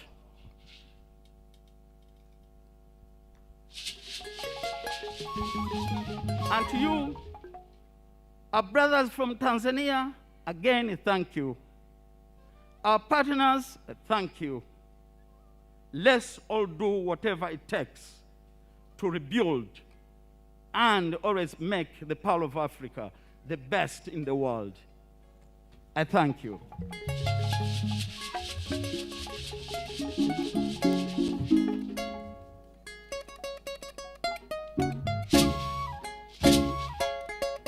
Ladies and gentlemen, another round of applause for Dr. Emmanuel Katongole.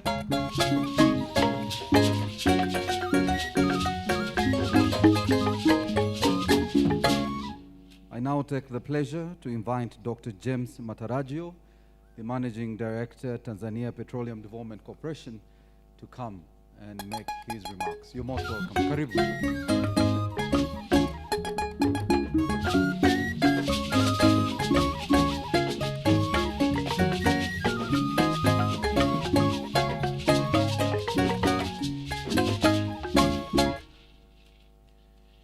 Your Excellency Yoweri Kaguta Museveni, the President of the Republic of Uganda, Your Excellency Dr. Isidore Philip Mpango, the Vice President of the United Republic of Tanzania, Your Excellency Major Jessica Lupo, the Vice President of the Republic of Uganda, Honorable Ministers from the governments of Uganda and Tanzania, Permanent Secretaries from the government of Uganda and Tanzania, Mr. Patrick Poyen, Chairman and CEO of Total Energy, Proskovia Nabanja, the CEO of UNOC, Mr. Chen, the President of SINOC Uganda, ladies and gentlemen, protocol observed. Your Excellencies, Heads of State, I'm honored and humbled to stand before you on this remarkable day as our two countries make another milestone towards realization of the East African Crude Oil project. Today's event marks a crucial step towards the implementation of the project, and it reflects shareholders' commitment in achieving the promise made here in Uganda on the 11th of April last year, when we signed the shareholders' agreement. Your Excellencies, Heads of State, on behalf of the government of the United Republic of Tanzania, the Tanzanian Petroleum Development Corporation, as a shareholder for the EACOP project, has been tasked to undertake numerous activities to ensure timely implementation of the project. Together with our counterparts, We have worked tirelessly day and night to make sure that we meet tight deadlines because we clearly understood the high expectations from our people in reaping benefits that come along with this project. Your Excellencies, heads of state, we are fully aware and understand your ambitions to see people from our two countries benefit from this project. Through engagement of local governments and the communities along the pipeline route,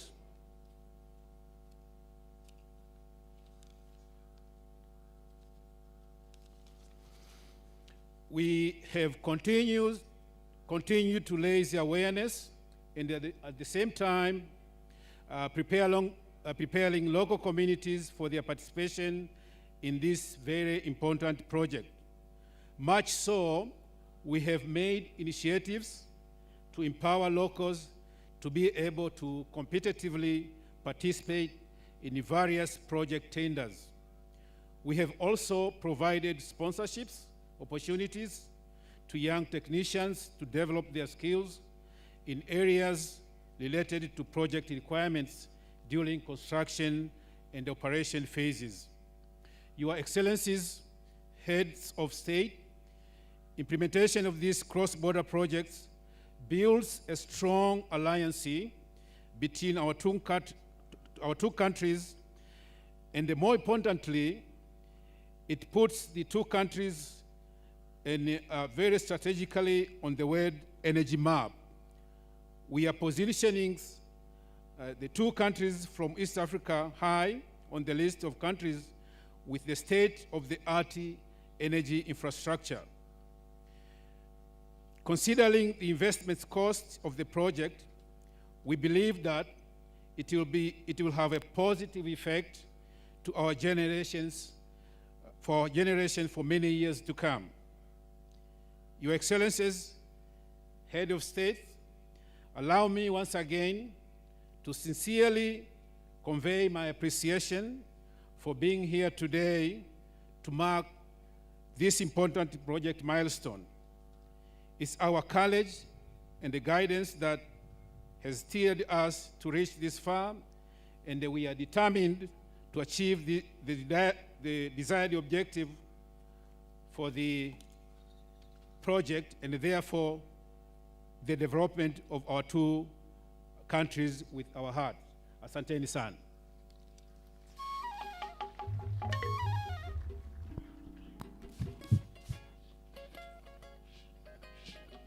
Your Excellencies, ladies and gentlemen, I wanted to let you know that today is the first day of the Chinese New Year, Lunar New Year, and this is the year of the tiger, and there could never have been a more significant day for CNOOC to be part of this announcement on FID. So it gives me great pleasure to invite the President CNOOC Uganda, Chen Xiaobao, who is here representing the Chairman CNOOC, to come and make his remarks. Round of applause, ladies and gentlemen.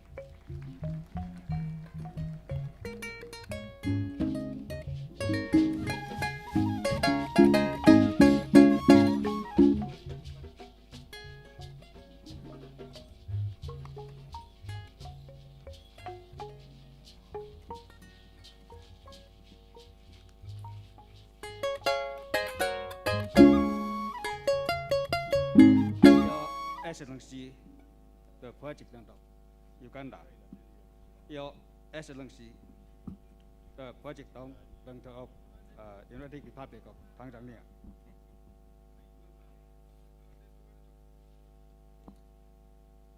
Your Excellency, Vice President of Uganda, Your Excellency, Ambassador and High Commissioner, Honorable Minister from Uganda and Tanzania, Honorable Member of Parliament, PS Ministry of Energy and Mineral Development, the Executive Director, Petroleum Authority of Uganda, heads of ministries, departments, and agencies, distinguished guests from delegation of Tanzania, our partners, Total Energy and EACOP, TBDC. Good afternoon to you all in your different capabilities. Well,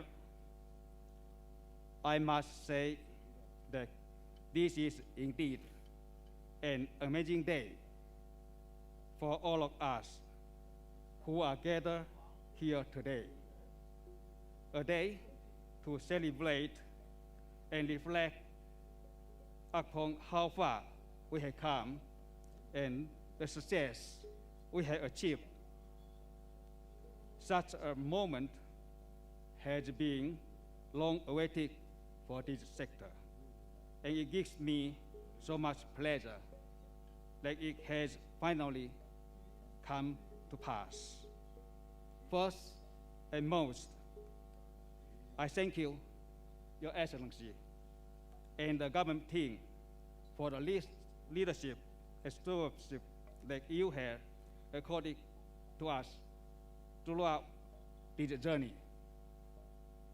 You have been very supportive and give great direction in the matter of this sector, like taxation, operatorship, key agreements, among others.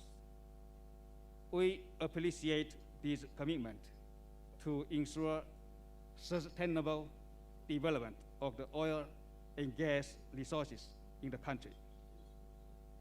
I also wish to thank the Ministry of Energy and Mineral Development for the diligence, the Petroleum Authority of Uganda for the great management and leadership, the NEMA team for the back and forth guidance throughout the process of ESIA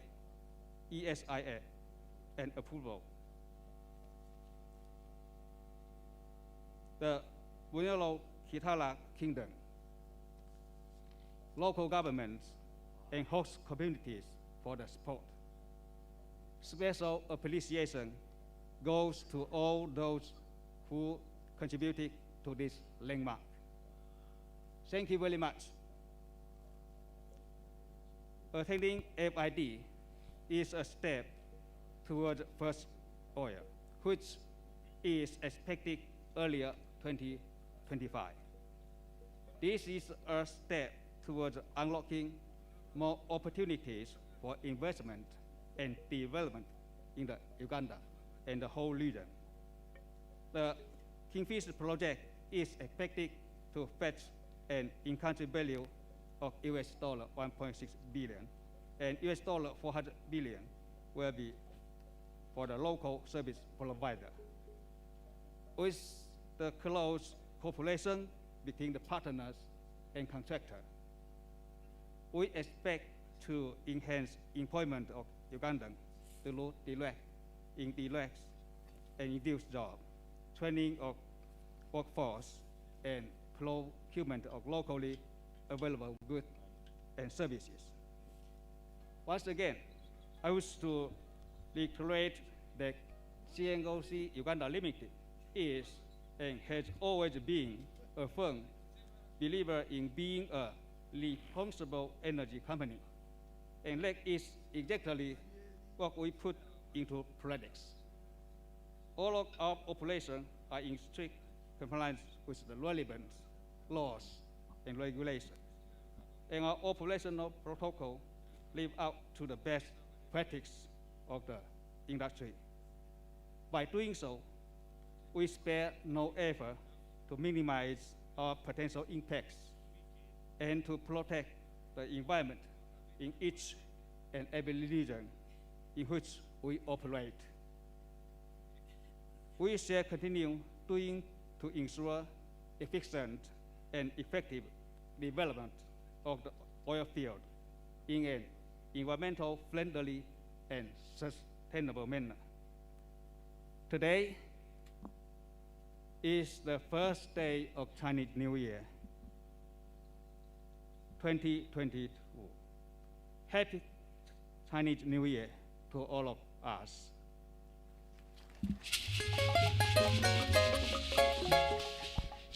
Taking this special opportunity, I wish New Year, new beginning for our projects and friendship. Thank you for listening to me, and I wish you safety and health for you and your family. Thank you.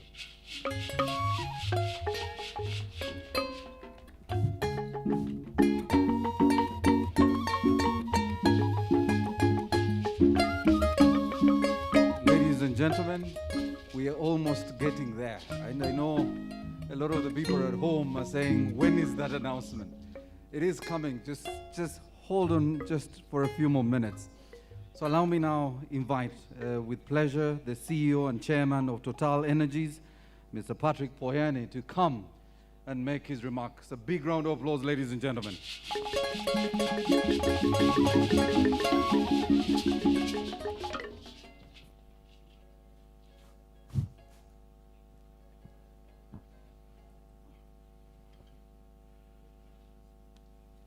Your Excellency, General Yoweri Kaguta Museveni, President of the Republic of Uganda.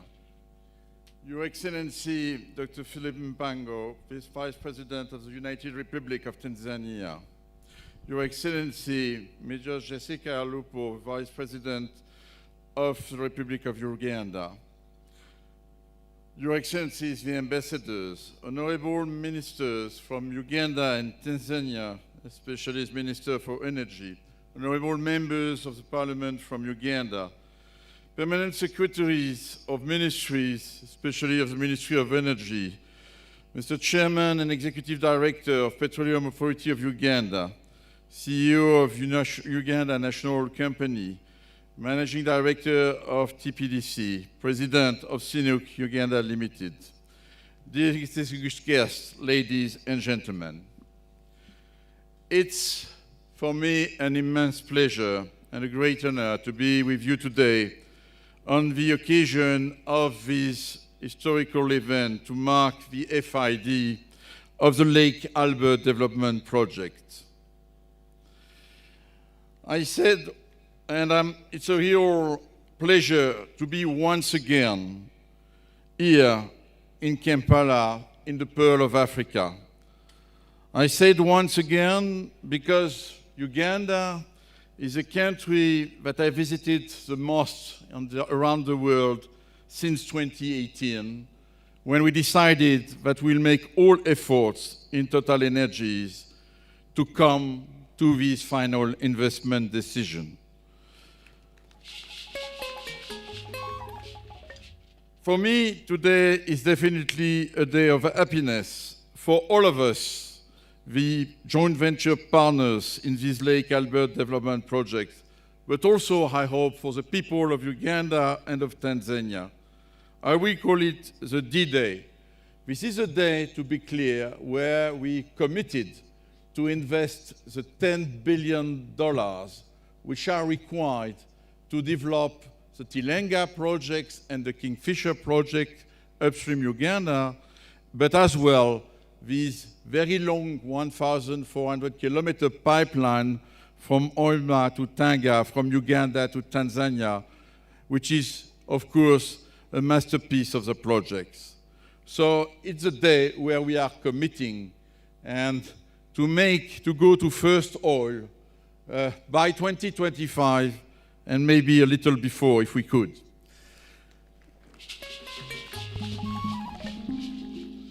Last year I came in April 21 during another important event when the two governments of Uganda and Tanzania signed the agreement paving the way to the EACOP projects.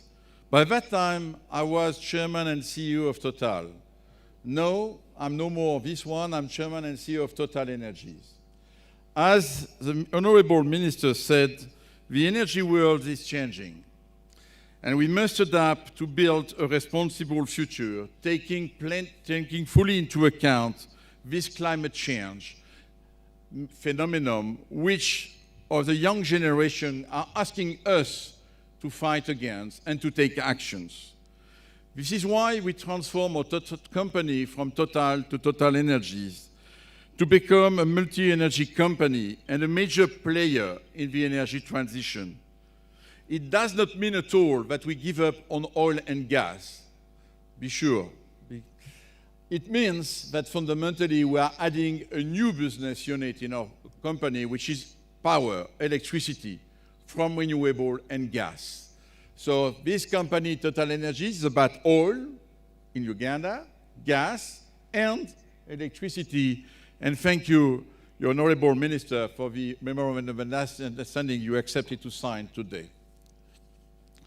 Of course, during this transition, we need to meet the world's demand for oil. The current spike in global oil price demonstrates that the lack of investment in this sector could have some consequences for customers. We need to launch new developments like the one we are launching today for the Lake Albert development to compensate for the decline in the production around the world of existing fields and to meet the demand. As a responsible company, Total Energies has decided to focus our investments on projects with low costs and low emissions. And I can testify today that these Lake Albert development projects is meeting these two targets, low cost and low emissions. And that's why I'm proud to contribute and announce the final investment decision of this project. The last year has been very busy for all our teams, Mr. President and Mr. Vice President, I can tell you, including the last days. The key agreements were signed, enabling legislation were voted by parliaments. Thank you, dear parliament members of Uganda and Tanzania. And today, the EACOP company is established with its shareholders, Total Energies, UNOC, TPDC, and CNOOC. And I would like again to publicly acknowledge and thank all the teams from both countries who have worked hard day and night under your guidance, Your Excellency President Museveni, and the guidance of President Samia Suluhu Hassan. And I will tell you, if we arrive today at this landmark event, it's because along the maybe too long journey in the last 10 years, we built the trust between the partners. And it's long to build trust, but I can think, and I'm really proud that we built this trust, allowing us to spend this $10 billion and to go to first oil. Tangible progress has already been made on the ground without waiting that day, with some land acquisitions, and already some civil works are starting on sites, and some engineering and procurement has been kicked off locally and around the world. But from today, with the FID, the project will fully enter into the construction phase, and we will award firmly all the main contracts of Tilenga, Kingfisher, and EACOP projects, and they will be signed in the coming days. Again, they represent a commitment of $10 billion by all the partners. The development of such a major project for Uganda and Tanzania is, of course, major one and transformational for both countries. And our ambition is to make it an exemplary project in terms of shared prosperity, in-country value, and sustainable development. We are fully aware that these projects represent transformational opportunities for Uganda and Tanzania. They will lead to significant and enduring in-country value being created over the next 4 years of construction, but also during the next 20 years of planned production. The expectations of national content are very high, but very legitimate, Honorable Minister. And we are committed to be successful in this domain, in collaboration with the authorities, but also with the private sectors of both countries. For operations worldwide, the national content and participation, active participation of local companies is critical to the success of such large projects. These projects will require as well significant land acquisitions program. And we have a close attention to the rights of the local communities is a must. And a fair land acquisition process has been developed with the authorities of Uganda and Tanzania and in compliance with the performance standards of the international finance corporations. For the government of Uganda and Tanzania, as well as for Total Energies, taking high care of the local communities is a top priority since the beginning of the project, and it will continue during the duration and the execution of the construction phase and the production. Some tangible initiatives have already been launched in the Bulisa district on livelihood improvement, proposing training and activities linked to agriculture for cassava and vegetables growing or apiary, and supporting people in managing their budgets. We are also very conscious of the sensitivities of the areas where we are going to work, in particular from an environmental point of view. We are committed to leaving a positive environmental footprint, especially, of course, in the Murchison Falls Park, where together with our partners, we have the ambition to leave the environment in better condition than it was before the project began. On these matters, I confirm that we in Total Energy value the dialogue with local, national NGOs, and that they will be always welcome to visit our installations and projects. I would also like to mention that in our journey with Uganda and Tanzania, Total Energies has the ambition to become a privileged partner on new energies and renewables, like I said before. So that's why I was pleased to witness the signature of the MOU today. As a conclusion, this is a very historic day, the D-Day. But in fact, it's only the departure day. The departure day for teams to work hard to build the projects. And I think we should not forget it. We spent 10 years, we entered into Uganda in 2012 as Total Energies, Total by that time, to achieve this commitment today. We have 4 years now to build it. We should not forget it because before this day, it was a time of long negotiation, finding solid base for the projects. It's done. No, it's a time of execution. Industry is the art of execution, and time is money. So we must not lose a single day. And the only way to do it, to execute it, to support our teams in Uganda, in Tanzania, from Total Energies, CNOOC, UNOC, TPDC, is to be united and to keep in mind the trust we have built together. This is for me fundamental, because each day we will lose is not only not meeting the target that the chairman of UNOC said to us, it will also mean money and cost. So please, keep the trust together and keep that in mind. It's my request today to all of you. I would like to conclude that, again, this day would not have been possible without the clear leadership involvement of President Museveni from Uganda. I will remember for long the night of November 2019, where both of us alone, we decided that we'll reach this FID, whatever it costs. That night, we founded the right foundation for the projects. And I thank you, Mr. President, for your trust as well. I would also reiterate my gratitude to President of Tanzania and Mr. Vice President.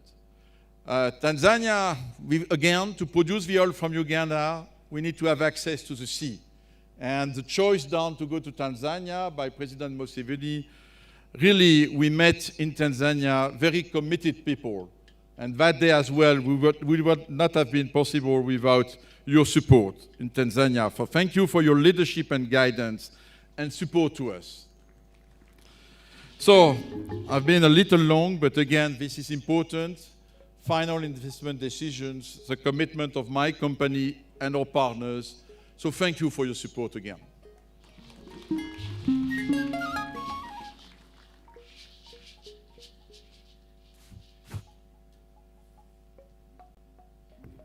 Surely we can do better than that. Another round of applause for Mr. Patrick Poyane.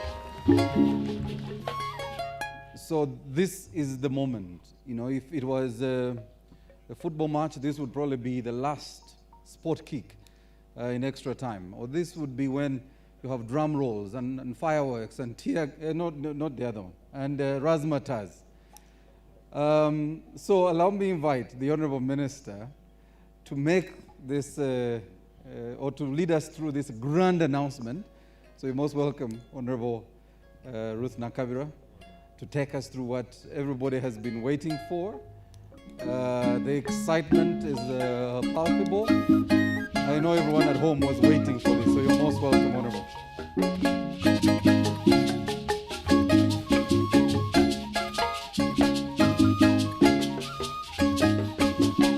Very much, Your Excellencies and colleagues.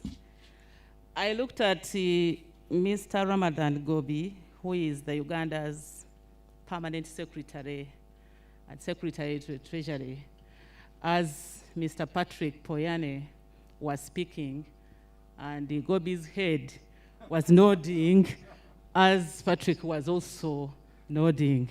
I think what we are doing today means a lot to the Minister of Finance. Thank you very much. I recognize Honorable Migereko, the former Minister of Energy, Uganda. Thank you for coming. Thank you for honoring our invitation and all that you did. Your Excellency, all what we have been doing has been the rituals. Ugandans and Tanzanians and the world is waiting for the announcement.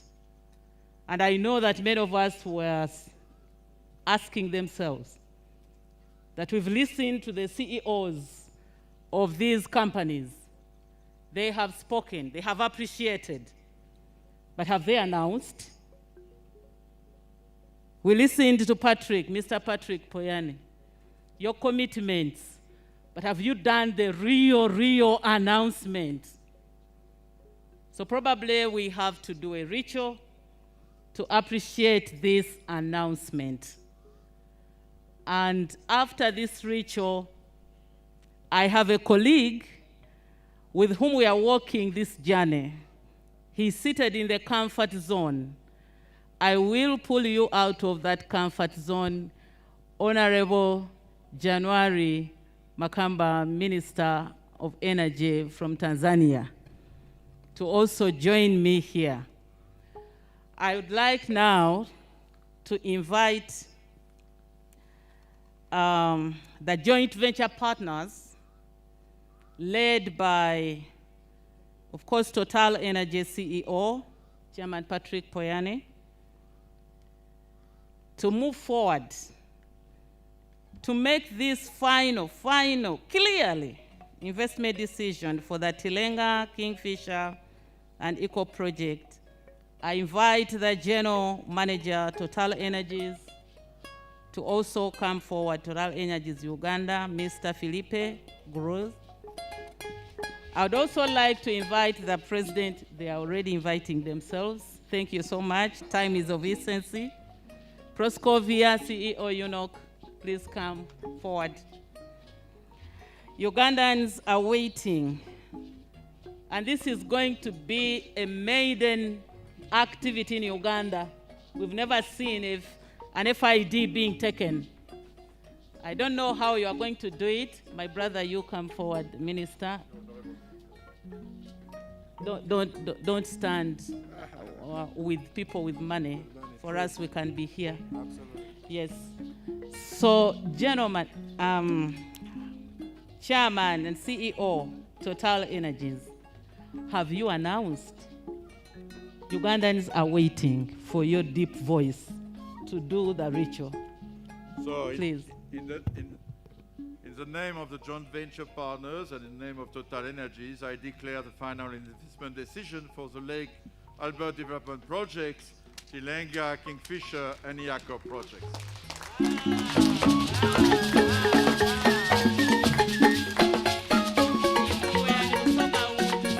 will do the real thing.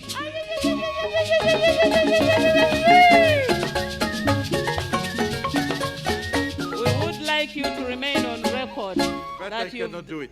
that you have done it by a symbol of... yes, please. Can you please now stand in front and knock your elbows? Knock your elbows. Okay. Yeah, thank you. Congratulations, Your Excellency.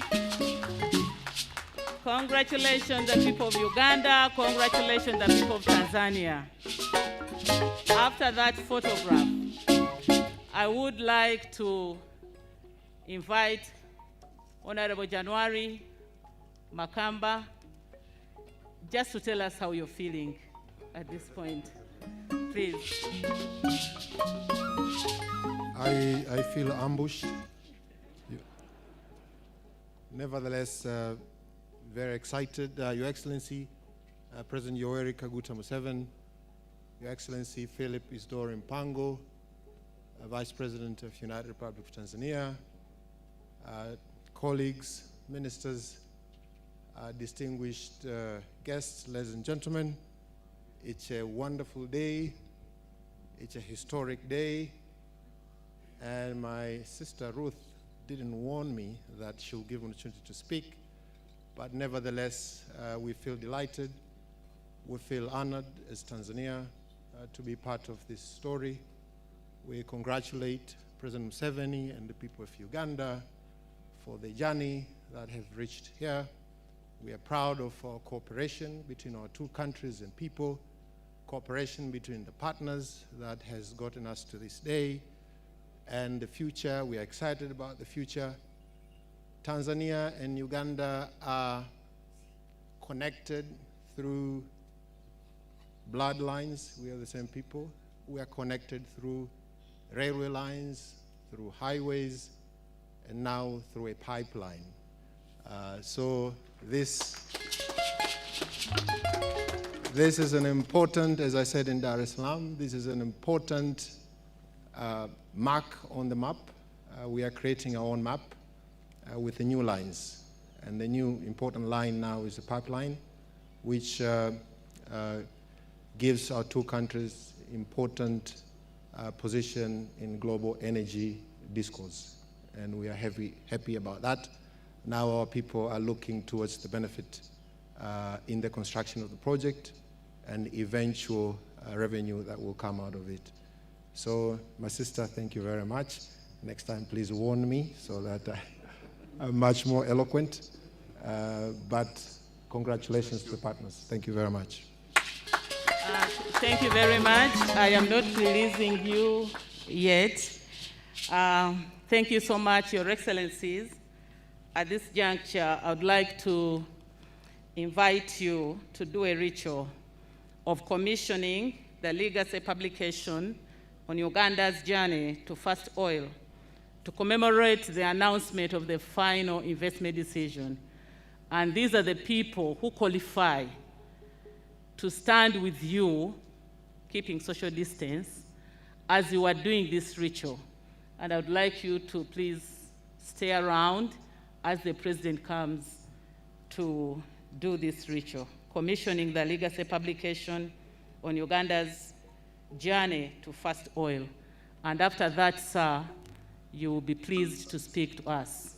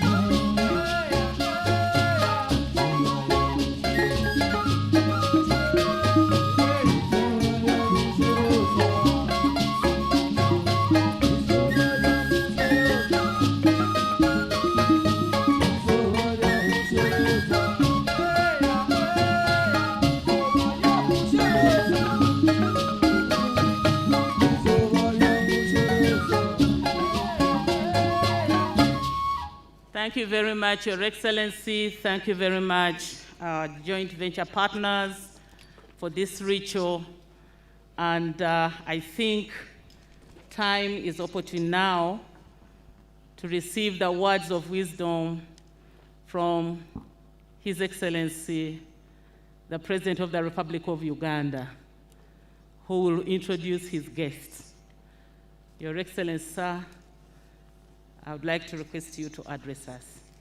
Thank you very much.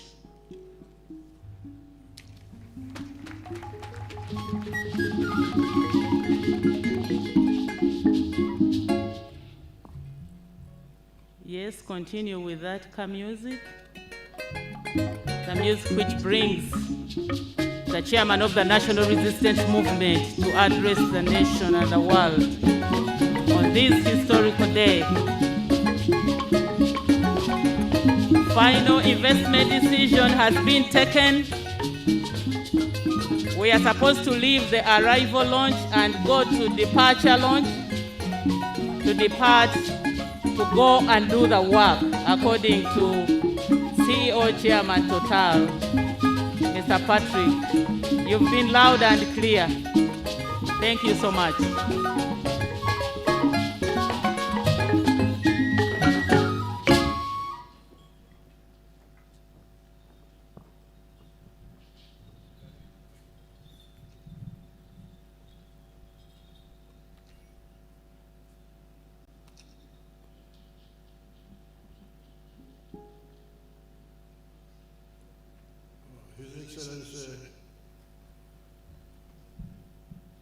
Vice President of the brother country of Tanzania, Dr. Mpango, the Vice President of Uganda, the Honorable Ministers of Uganda and Tanzania, the CEO of Total Energies, the CEO of Sinuk, the leaders of the oil groups, companies in Uganda, Tanzania, Their Excellencies, the ambassadors and high commissioners, and all the invited guests. Before I make my remarks, I would like to invite His Excellency Mpango to address you on behalf of Her Excellency Samia Suluhu Hassan. Most welcome.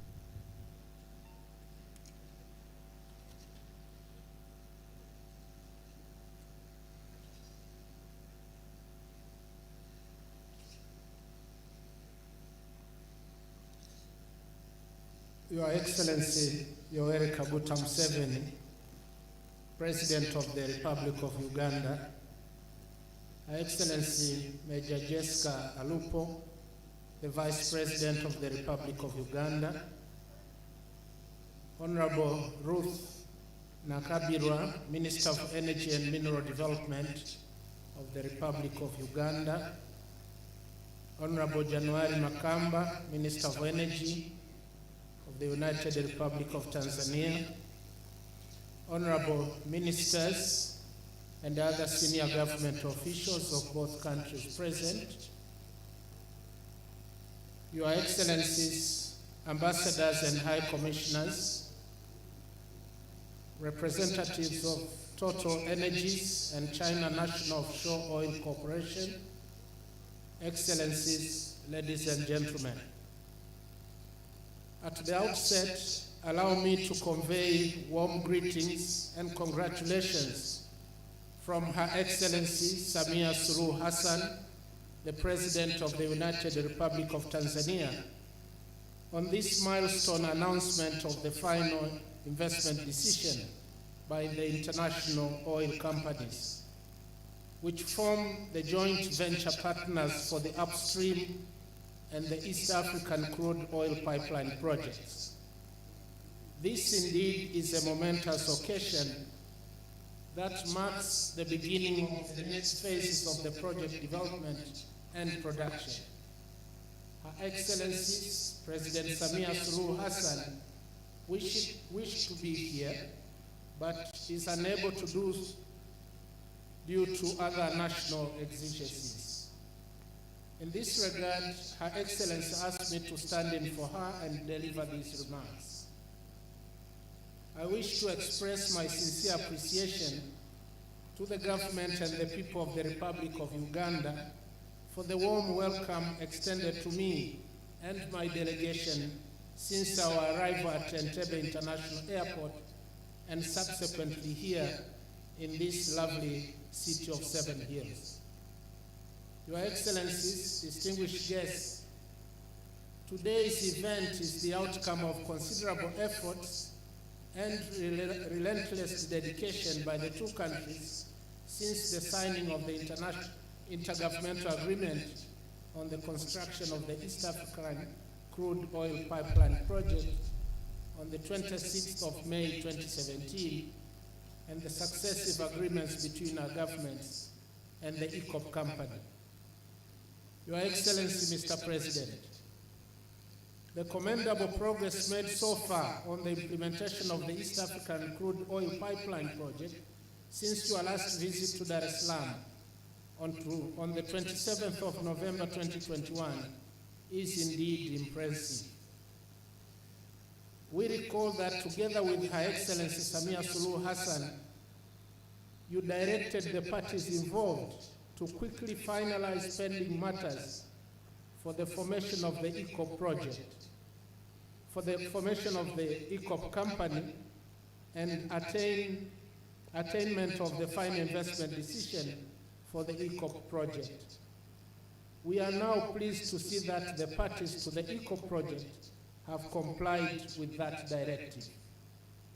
On behalf of Her Excellency President Samia Suluhu Hassan, the government and the people of the United Republic of Tanzania commend the people of the Republic of Uganda under your leadership, Your Excellency, for the commitment and dedication exhibited towards the realization of the East African crude oil pipeline project. In the same vein, I applaud our partners, Total Energies and China National Offshore Oil Corporation, who have just sealed the deal today by announcing the final investment decision. Indeed, your guidance, support, and commitment has been the key to the success of this project and is greatly appreciated. Asante sana, Mheshimiwa Rais. Your Excellencies, Tanzania and Uganda are bound together by a common heritage. And for this reason, our two countries have continued to enjoy excellent mutual relations and collaboration. By virtue of being close neighbors and founding members of the East African community, we have many common interests and a lot to share on bilateral basis. For instance, trade between our two countries has more than tripled to over $260 million in 2020 compared to the average for the past 5 years. In this regard, the implementation of this shared EACOP project further solidifies our cooperation, which has been nurtured and cemented for many years.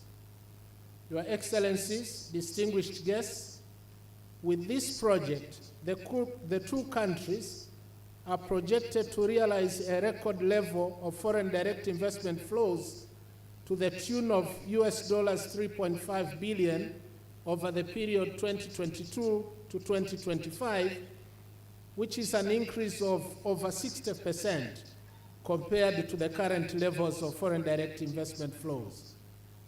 The impact of such massive investment include employment estimated at more than 10,000 jobs, foreign exchange earnings in the form of dividends, and service receipts from handling project cargo that is estimated at over 500,000 tons of imported equipment. The pipeline will also provide business opportunities in various sectors, including construction, energy, and the like, which will eventually create a trickle-down effect and thus contributing to development of local content. In addition, the pipeline is expected to serve shippers of oil as well as manufacturing industry, and thereby attract investors and companies in these sectors in our region. The investors will surely come with the much-needed international experiences and specialized skills for the nascent petroleum industry in our countries. Excellencies, distinguished guests, the multiple effects from the project will not only support our economic recovery, but also spur regional growth, which has been adversely affected by the COVID-19 pandemic. As you are well aware, during the pandemic, the region experienced a slowdown in economic growth to an average rate of 2.3% in 2020, compared with an annual average rate of over 6% prior to the pandemic. Your Excellencies, these largely understated benefits illustrate the true value of our close cooperation and also demonstrate the validity of the famous Chinese proverb that says, "A good neighbor is a priceless treasure." Your Excellencies, ladies and gentlemen, Tanzania notes with great satisfaction and appreciation that based on technical, geographical, and commercial merit, as well as our experience in construction, operation, and management of pipelines, the government of the Republic of Uganda and project developers preferred the Tanzania route for the pipeline. It is in the same spirit that the government of Tanzania has taken deliberate actions towards effective implementation of the project, including releasing 259.96 billion shillings to the Tanzania Petroleum Development Corporation as part of equity participation in the EACOP company. We have amended relevant legislation as agreed in the host agreement. We have completed land compensation for 14 priority areas for the camps and coating yards, and also paid land compensation for the pipeline corridor that traverses through 8 regions in Tanzania. In addition, on the 5th of November 2021, the project company handed over the project land to a Tanzanian contractor, i.e. Milembe Construction Limited, to start early civil works, which includes the clearance, leveling, and fencing of the priority areas in Bukombe, Sojo Nzega, and Igunga. The civil works are expected to be completed in May this year, 2022. Your Excellencies, distinguished guests, as it has been observed, all parties, including the peoples of the 2 countries, have had a particular responsibility to fulfill for successful implementation of this project.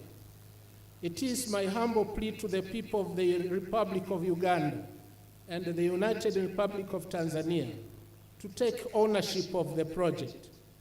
And this includes ensuring security of the pipeline, protection of the environment along the pipeline, and also reporting any incidents that may affect implementation of this project. May I also implore our customs departments in both countries, as well as related institutions, to ensure speedy clearance of imported equipment for this project for smooth implementation. Similarly, other parties, and especially the international oil companies, are reminded to adhere to labor laws, including avoidance of child labor, and ensure environmental sustainability and conservation in line with the environmental and social impact assessment. I'm therefore looking forward to hear that all partners are committed to implement this project in an exemplary manner, taking into consideration the ecology as well as local community rights. Your Excellencies, as I conclude, I would like to encourage our private sector to take advantage and participate in the value chain of these projects through joint ventures with regional and international partners and supply of inputs, both physical and skills. On the other hand, the international companies are encouraged to support supplier development by reducing the complexity of contracts to ease access by the local actors, build capacity at national and community level, and promote internships and attachment of citizens of the two countries, and especially the youth. We should keep in mind that the successful implementation of this project depends solely on the commitment and trust of all parties to act solemnly as expected. Excellencies, distinguished guests, ladies and gentlemen, I wish to end my remarks by reiterating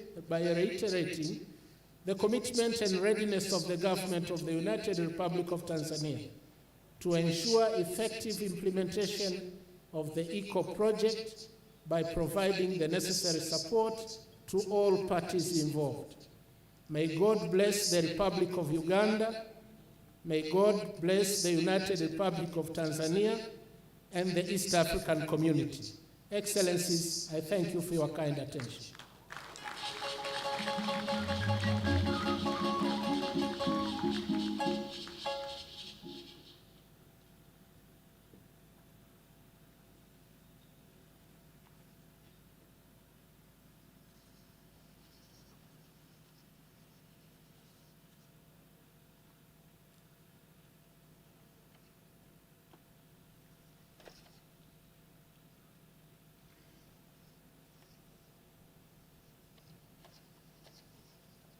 His Excellency, the Vice President of the United Republic of Tanzania, Her Excellency, the Vice President of Uganda, all the other protocol observed as already done. I want to remind the Ugandans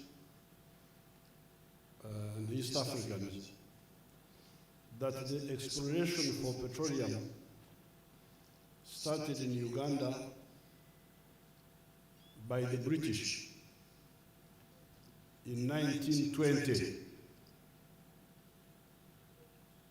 What sparked the British to look for the oil was a seepage of oil at a place called Chiviro. Chiviro is in the valley of Lake Albert, and it is from the local languages, Okubira. Okubira is when you are boiling like water, when it boils, it is called Okubira. So when this, that's why our ancestors called that place Chibiro, the place where things are boiling from underground. When they saw that seepage, long ago. So when the British came, they showed, our locals showed the British, there is something boiling from the ground here. Now, the British, between 1920 and 1956, that is almost 40 years, they looked for this oil, but they missed it, they couldn't get it. It was seepage in here, but but coming from somewhere else. When I came into the government in 1986, I read the file where the Commissioner of Geology, of Geological Survey, a British, in 1956, he wrote and said it seemed the oil was there, but it evaporated and went away and closed the file. I wish that file could be found and put in the museum by the commissioner, the British Commissioner of Geological Services in 1956. Now, when we came into government in 1986, apparently, Shell BP had again taken interest in the Lekarbat. I think what had sparked off new interest was the aeromagnetic survey which we did in 1980 after we kicked out Idi Amin. We hired that government, the interim government, hired a company which did aeromagnetic survey and saw some structures in the Lekarbat area which looked to be the type that could contain petroleum. So I think that's how the Shell BP had again taken interest. And when we came into government in 1986, some Shell BP people came. A few days after we were in the government to meet me in Entebbe, and they said there is oil in the Lekarbat. So we were about to sign an agreement with the government of the other government which had collapsed. Now we are here to sign with you. So I said, okay, let me first check with the government whether there is anybody who knows something about petroleum. So I called the people of the Ministry of Minerals. There was a commissioner who had been with me at school at Ntare, Mboijana, Seoul. He came, and I said, do you have anybody who knows anything about petroleum? He said, yes, there is somebody who knows about petroleum. I said, where is he? He said, it is the Bank of Uganda. Bank of Uganda? Okay, bring him for me. So they brought me that man. The man was from Ghana, Accra. The man was an economist. He was not a scientist. And the only thing he was doing with oil is that he was the one handling the import papers of oil into Uganda. So I said, oh, these Africans. How Africa, really, how? So I called back the Shell BP people, and I said, Shell BP, I have nobody on my side who knows anything about oil. So please go away. Let me first prepare myself. I cannot sign an agreement with you because I have nobody on my side who knows anything about oil. That's when I called the minister, Chango Macho, was Minister of Minerals, and I told him, I said, what you do, you look for the young people who have done geology or physics or chemistry at Makerere. At that time we had only one university, and let them go for specialized studies in petroleum, then we can come and engage this Shell BP. They moved fast. Apparently, there was a PS called Mrs. Opio. I don't know why you never bring her here. She moved fast and go to those people, the one they were talking about. The Kabagambes, the Kashambuzis, and sent them for master's study of petroleum to Imperial College London, University of Aberdeen. At that time we had talked of Romania, we had also talked of Algeria, but they went, the one they introduced. You people stand up, the first group. Come forward here and they see you how you look like. Whether you are still alive or what. Introduce yourself, go on the microphone, and say where you studied. This is your day now.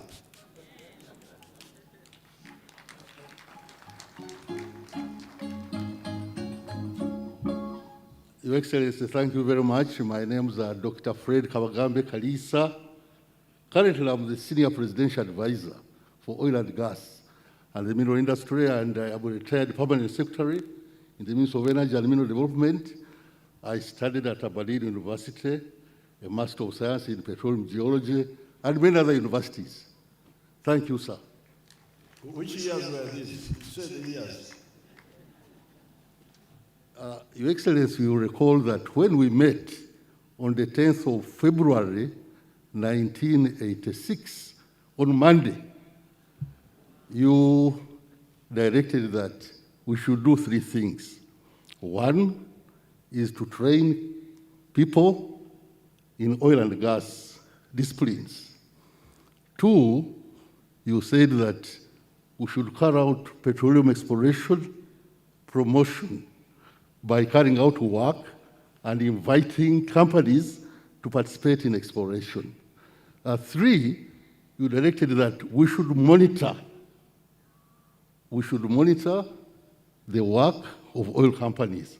Actually, those were the three policy directives that you gave on the 10th of February, 1986, on Monday at 10 o'clock.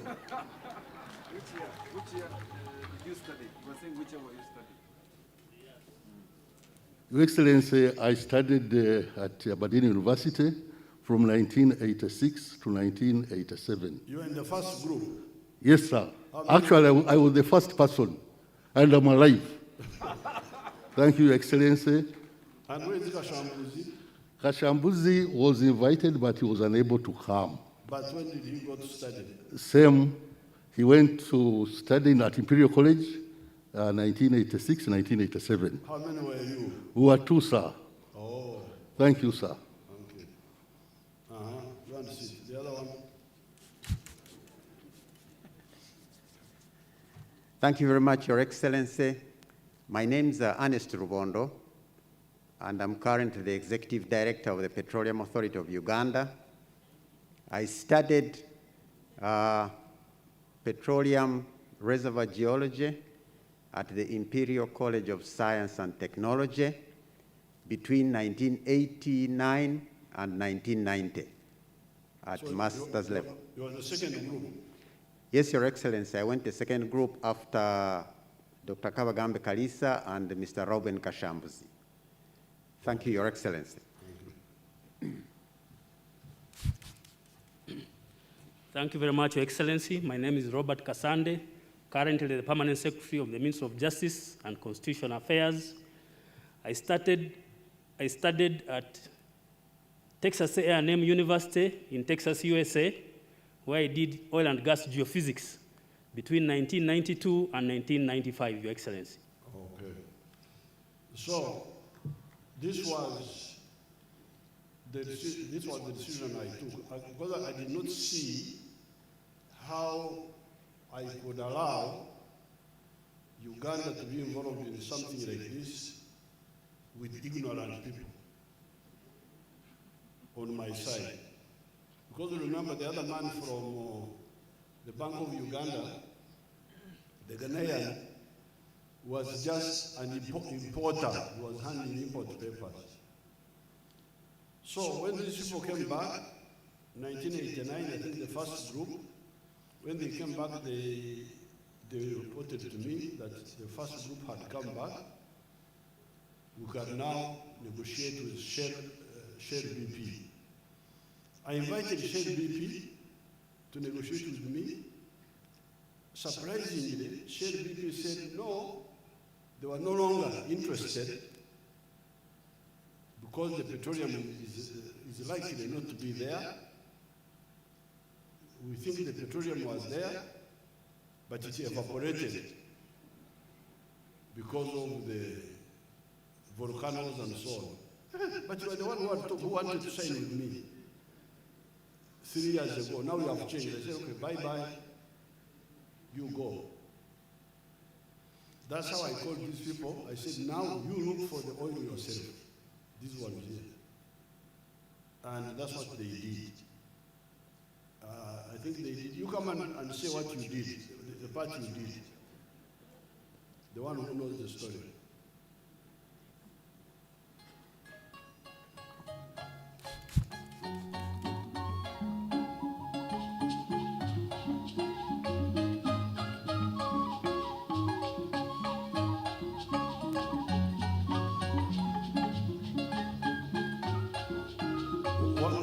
What you did before you invited the oil companies? Your Excellency, we did 2 major studies. One was to carry out geology mapping, that is to identify the various rock types in order to determine whether these rocks are likely to have generated oil. And indeed, if they have generated oil, have they stored the oil? Mr. Wondo here did discover a rock that generates oil, a source rock at Kivilo.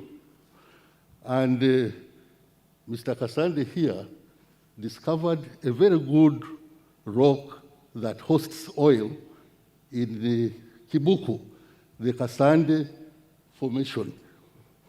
So that was the first package.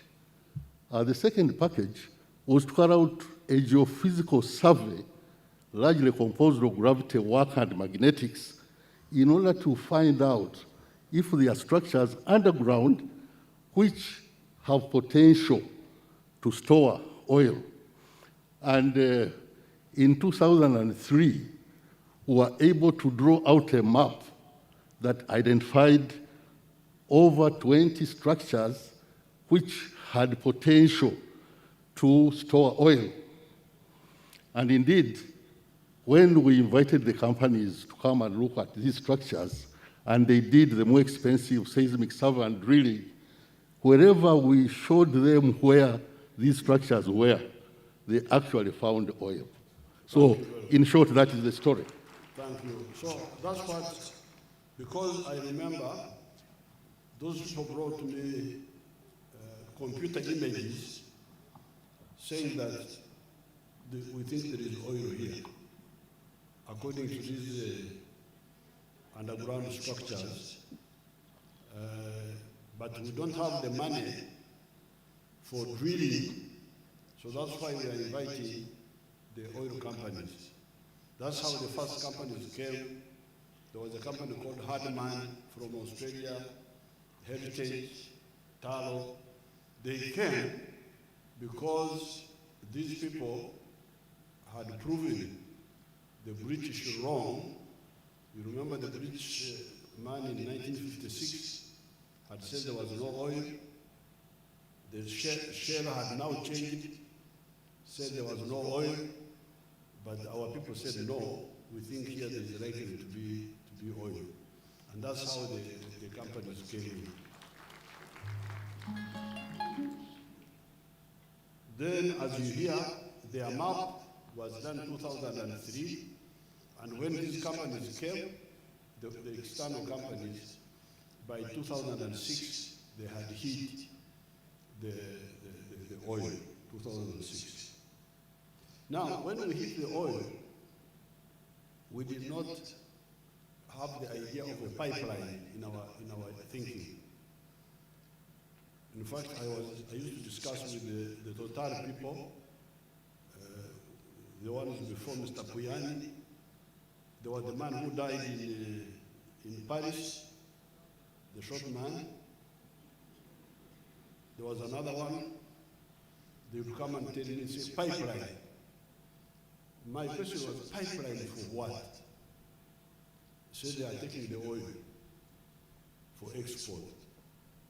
Then my question was, are there no human beings here?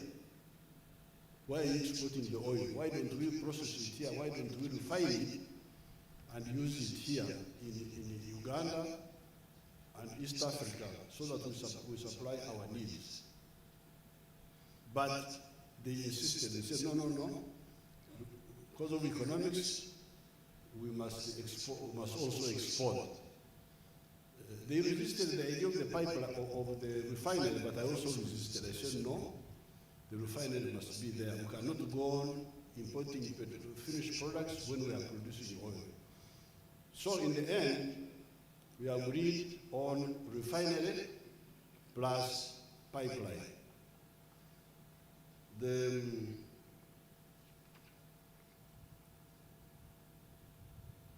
Now, when we went to the second option of refinery plus crude pipeline, then we started looking at where to go. Initially, some people,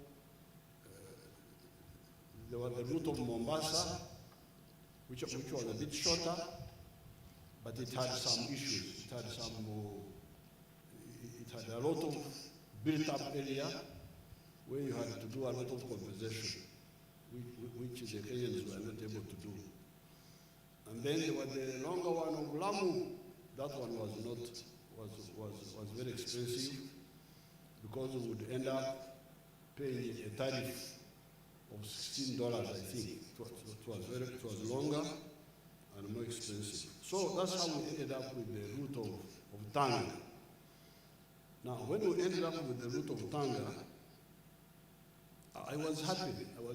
Because I am a follower of Mwalimu Nyerere, and Mwalimu had worked a lot to support Africa. Tanzania sacrificed. Of course, you young people, you don't know this. You don't study this. You are watching football and so on. No seriousness. Just running around, music, singing. You don't know how Africa will have to come out. But we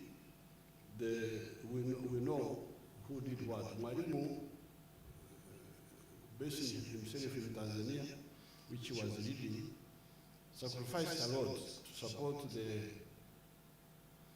anti-colonial struggle in Mozambique, in Angola, in Zimbabwe, in Namibia, South Africa itself, fighting Idi Amin here. So therefore, when this project came, I was very happy to see that it goes through Tanzania, so that the Tanzanians also see something, not equal to what they did. It's much smaller, because if you can think of when we fought Idi Amin, we had a force of 54,000 people, 45,000 Tanzanians, and 11,000 Ugandans, 56,000 actually. And Mwalimu was feeding all these, clothing us, giving us weapons, apart from paying the Tanzanians. So I'm very happy to see that this little project can go through Tanzania, and our Tanzanian brothers also benefit something from their brothers on this side. Apart from that, once this one has started, there is potential for other oil areas joining in. There is this same oil here is also in Congo, Eastern Congo, on the side of the same Albert Valley, but Congo side, there is petroleum there. There is petroleum in South Sudan. I think our Tanzanian brothers are also looking for petroleum in the Lake Eyasi area, something like that. I had something like that. There's also likely to be petroleum in Burundi.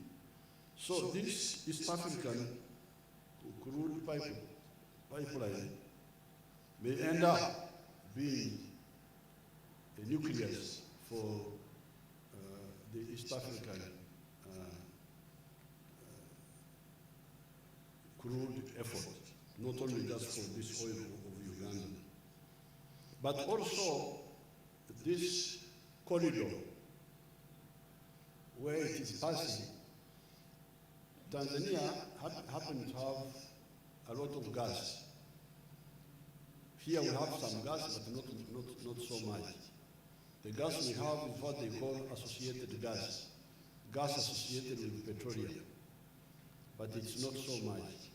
So we are thinking of a return gas pipeline near this one, using the same corridor to bring gas towards here for a number of needs that need gas.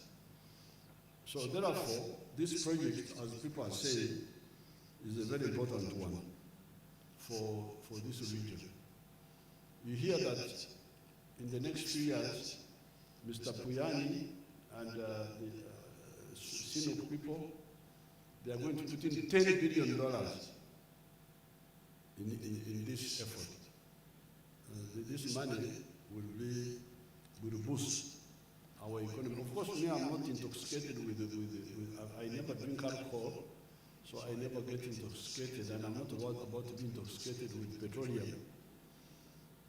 But it will contribute for sure. The economy of the world, Africa will have to be agriculture, industry, and so on. But this oil can make some contribution, and it's most welcome. And I salute and congratulate the Total Energy and Sinop for finally reaching final investment decision, because I was getting a bit impatient. I'm glad now we have concluded all the issues. Now, there is a move to clean energy in the world.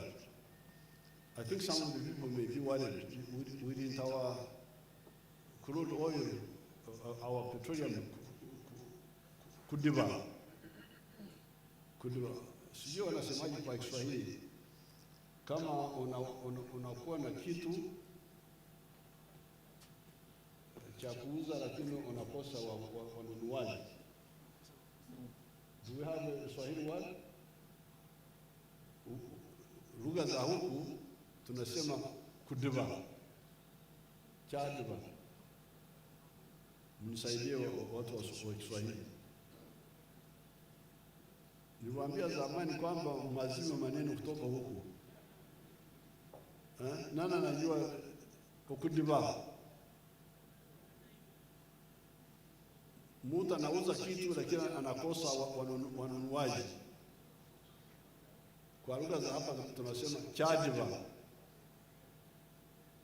Kwa Swahili, Januari. Ndio mtusaidie. Nani anaweza kutusaidia neno like Swahili?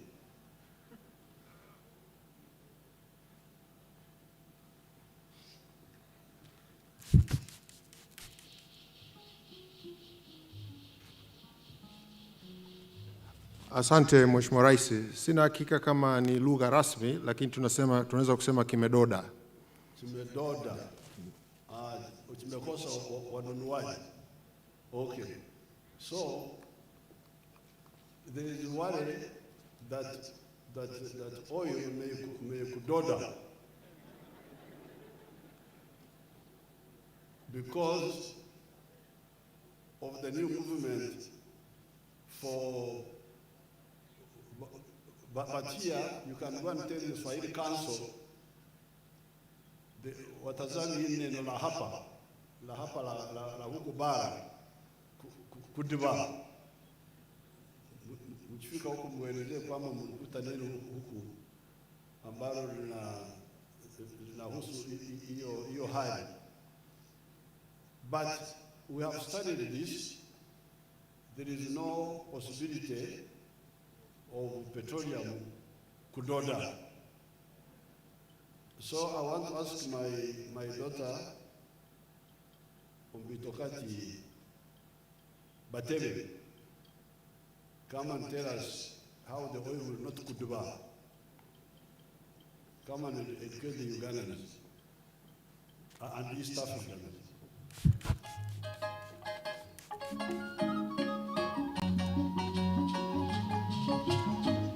The français,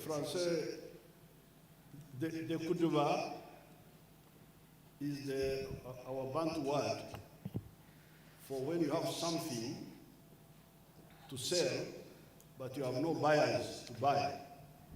It is no longer marketable.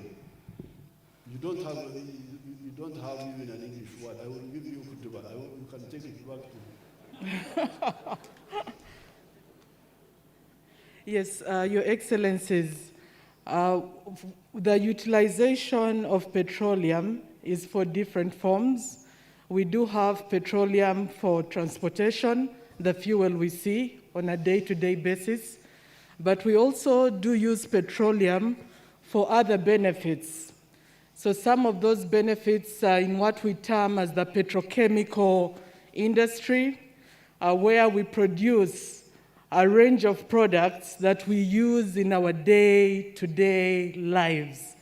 A good example is polyester that we use and we wear as part of our shirts, but also we do have synthetic rubber that goes to make the tires and wheels on our motor vehicles. But we do also use petroleum for other purposes, including petroleum jelly for those who apply Vaseline, but also aspects such as medicine. Some of our medicine is coated with product from petroleum. But critically, as with the fuel part is being phased out, and we are looking at bringing on clean energy, including biofuels, petroleum will continue to be used for quite some time until products to replace petroleum in these other day-to-day usage of the product.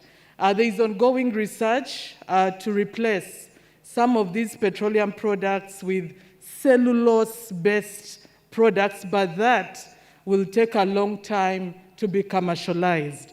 So we foresee that we might use this petroleum for up to 40 years before we completely phase it out, if possibly that is achievable. So there are many other products other than petroleum for fuel. The non-fuel uses of petroleum, are they part of the environment problem or what? Yes, they are, but more of their life cycle. The key issue is how we dispose of these products. When you're driving your car, your tires are not emitting per se, but the key issue is how will you dispose of that tire. So thinking through those sustainable ways of eliminating this waste during the life cycle of the use of these products is critical, and there's a lot of ongoing research on ensuring that that is done in an environmentally friendly way. Total, you help us with that one. How do you explain to us? One of your people, get somebody to explain the non-fuel part. How is it a problem to the environment, the non-fuel part?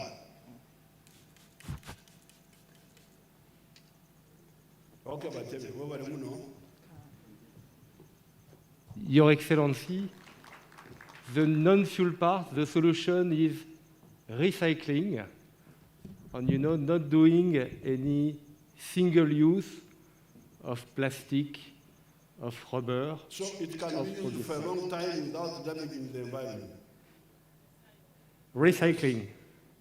Recycling. Yes, Your Excellency. If you recycle, there is no danger to the environment. If you recycle, you reuse it several times for a very long duration, and there is no damage to the environment. Okay, thank you. You see, that's what I wanted people, because I did some research. Thank you. Merci beaucoup. Merci beaucoup. I did some research. When the conference was going on in Scotland, I did some research.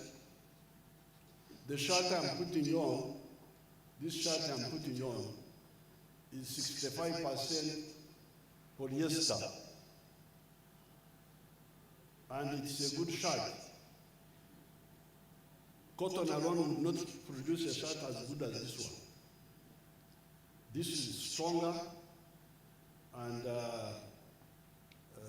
easy to wash. You know, cotton, how difficult cotton is to wash.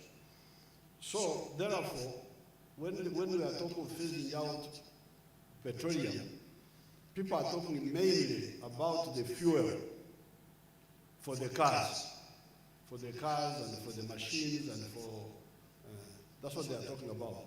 But there are other non-fuel uses of petroleum which will continue for a long time. But I'm very happy to hear that Total has rebranded itself, that you are now not just about petroleum, you are about energy in general. So, I think you are now more African. You are most welcome.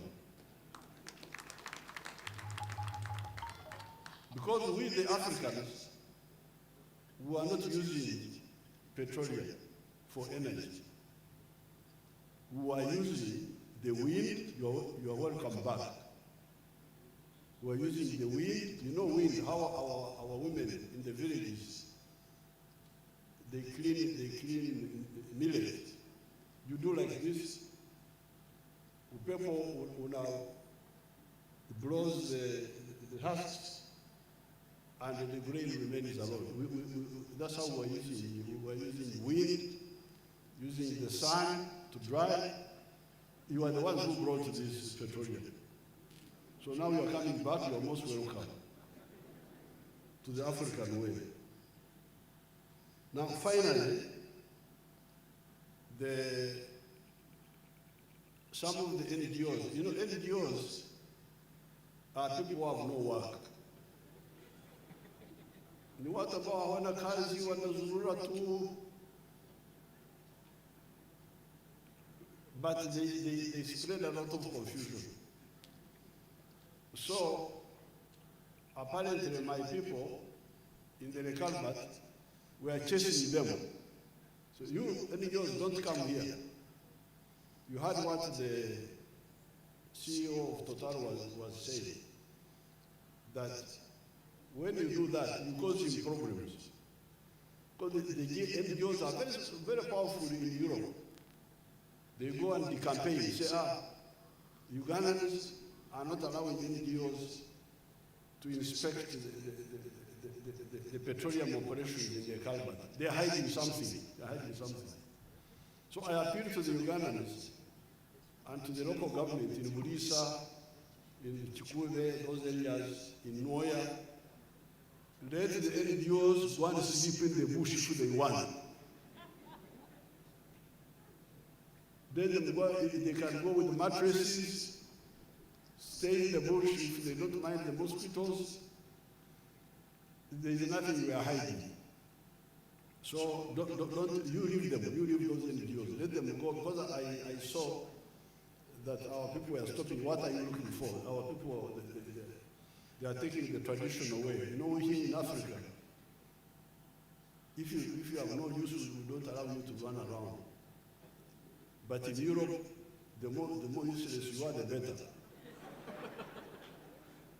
So let the Europeans, let them go and sleep in the bush if they want. those NGOs. You leave them alone because they are going to cause problems for our allies, thinking that we are hiding something. Watch our jinga wanazurura wakati mwingine wanakunywa chai, hata wazururaji nao wananunua chai, wakati mwingine wanakula maandazi. You leave them. So I want to thank Her Excellency Samia Hassan for agreeing to participate with us in the pipeline,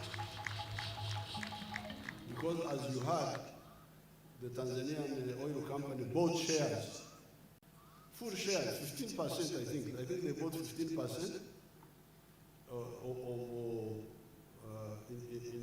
in the pipeline. They co-invested with us. Thank you so much. And I thank her for sending His Excellency the Vice President to come and be in this ceremony. I congratulate our partners, Total and Sinuk. We are now set. We are moving. Thank you very much. God bless all of you. Thank you very much.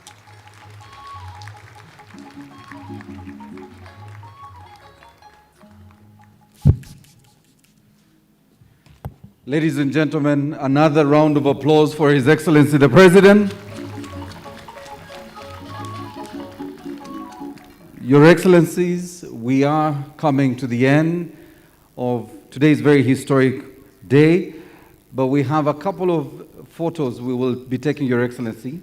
Our first photo, Your Excellency, we are requesting that this will be yourself and our visiting delegate, the Vice President of the United Republic of Tanzania, the CEO and Chair of Total, the President Sinok Uganda, the Chair UNOC, and Ministry of Energy, the Minister of Energy Uganda, and the Minister of Energy Tanzania. Please do make your way, ladies and gentlemen, for our first photo with His Excellency the President. Protocol will guide you where this will happen.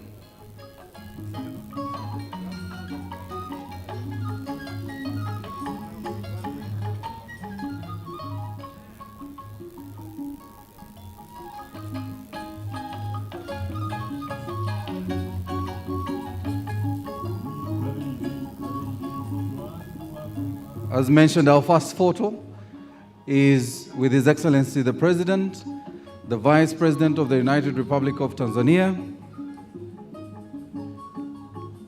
the Chairman and CEO of Total, the President Sinok Uganda, and our Ministers of Energy, Uganda and Tanzania, with the Chair of Sinok, yes.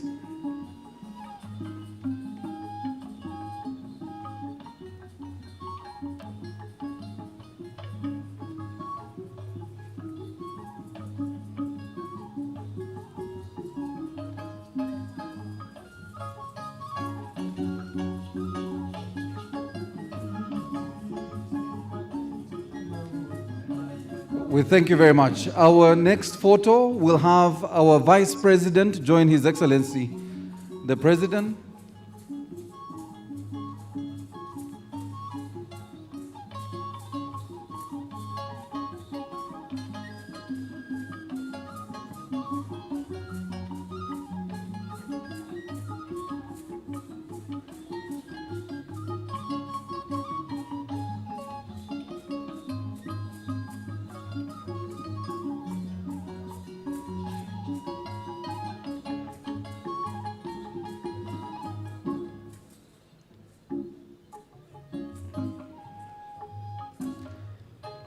All right, our next photo, Your Excellencies, is with our honorable ministers who are here. The honorable ministers, please join His Excellency the President. We have the Honorable Minister of Trade, the Honorable Minister of Works, the Honorable Minister of Finance, the Minister of State for Regional Cooperation.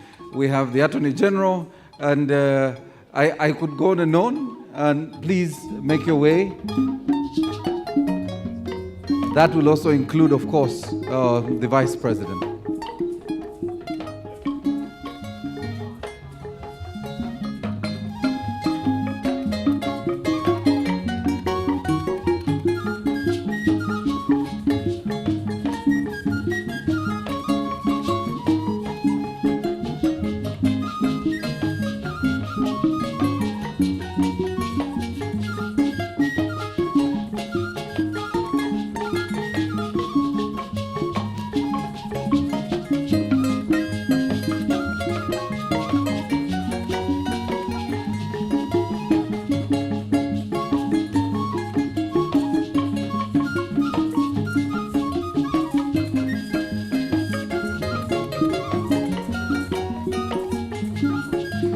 And the final picture, ladies and gentlemen, is with the Excellencies, the ambassadors who are here.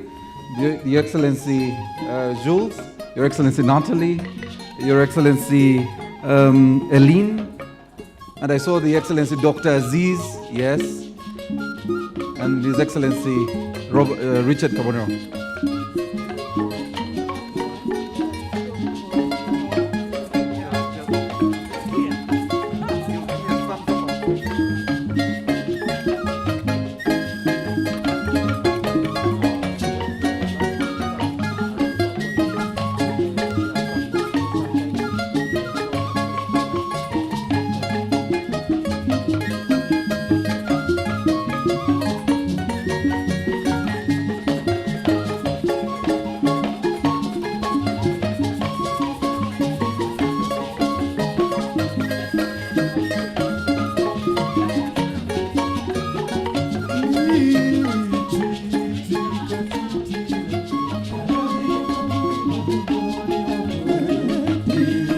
All right, and the final, requesting Special Presidential Advisor Kabagambe Kalisa and the historical team at the ministry to join His Excellency the President.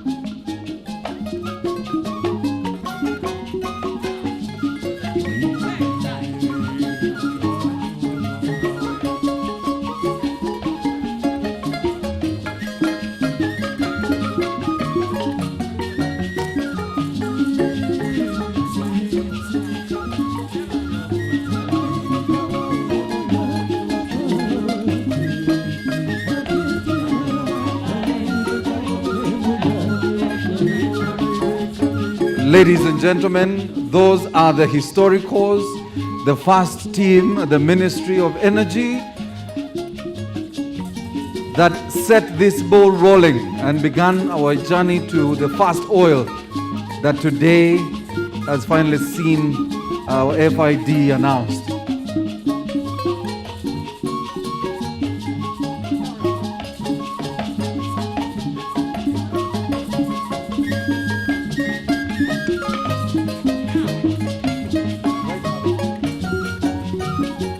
We thank you very much, Your Excellency.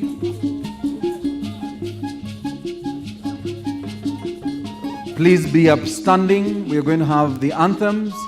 We'll have the anthems, the police brass band. The anthems will be played in reverse order.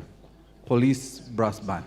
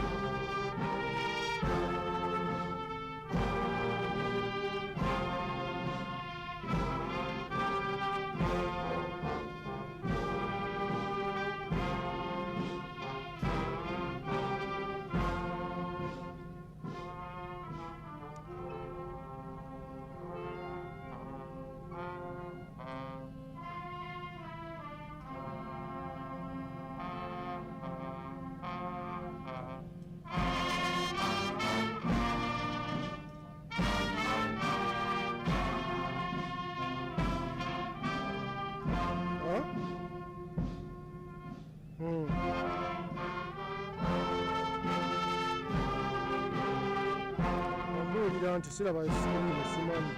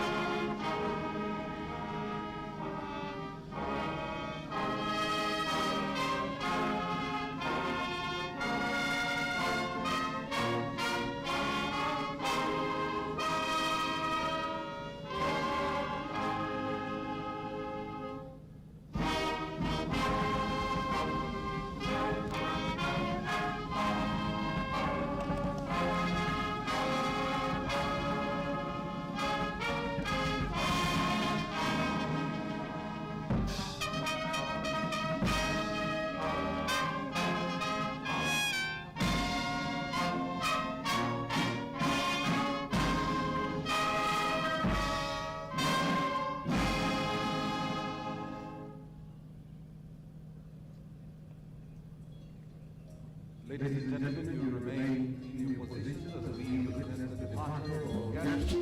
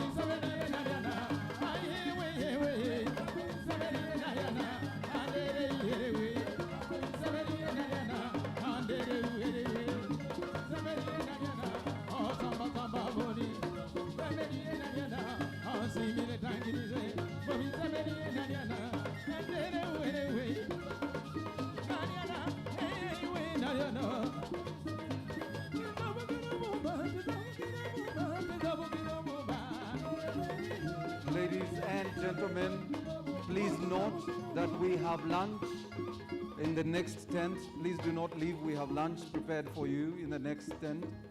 We humbly request on your way into the tent, you will sanitize and get into the tent. But we also have a press conference of our joint venture partners, There is a press conference of our joint venture partners in the tent next door. Members of the press conference will be happening immediately after this. And we're also requesting, I know Fenon has a video they will be playing very shortly, as soon as we get our dignitaries departing. So Fenon has a video they will be playing for us. Please do not leave. We have lunch set for you. And members of the press, there is a press conference immediately after this.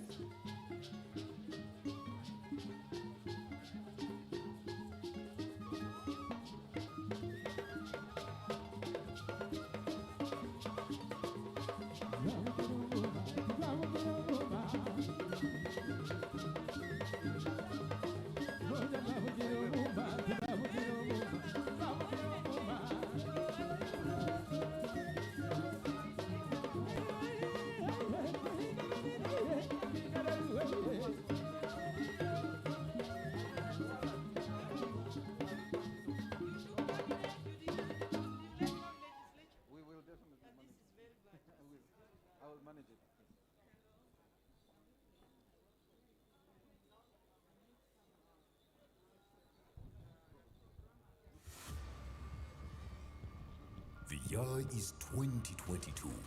A new dawn is upon us. Ladies and gentlemen, for 15 long years, we have patiently waited and prepared. Ladies and gentlemen, we have lunch served. The announcement of the and we have a press conference of the joint venture partners in the tent next door with your projects. A watershed moment in our history. From the Lake Albert Basin to the Tanga Port at the Indian Ocean, our people's voices will shout in celebration as the journey of 1,000 miles starts to transform the lives of millions. Today, we build on our determination to develop and produce our natural resources. With the first drop of black gold destined for worlds unknown. Today, we start the actual work to realize the dream. Tomorrow, we begin our journey to greater heights. Join us on the road to economic transformation of Uganda.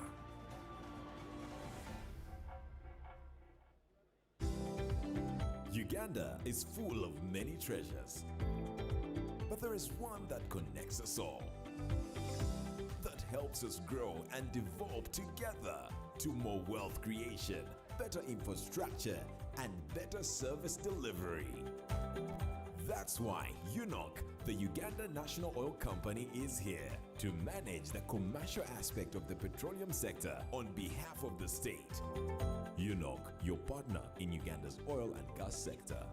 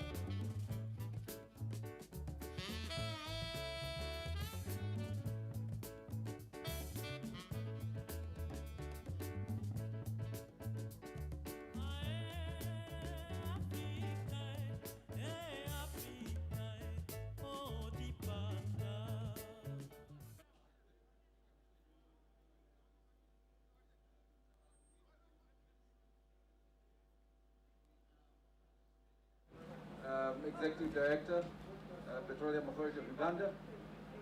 Our joint venture partner, UNOC, Ms. Proskovia, or doctor, should I say?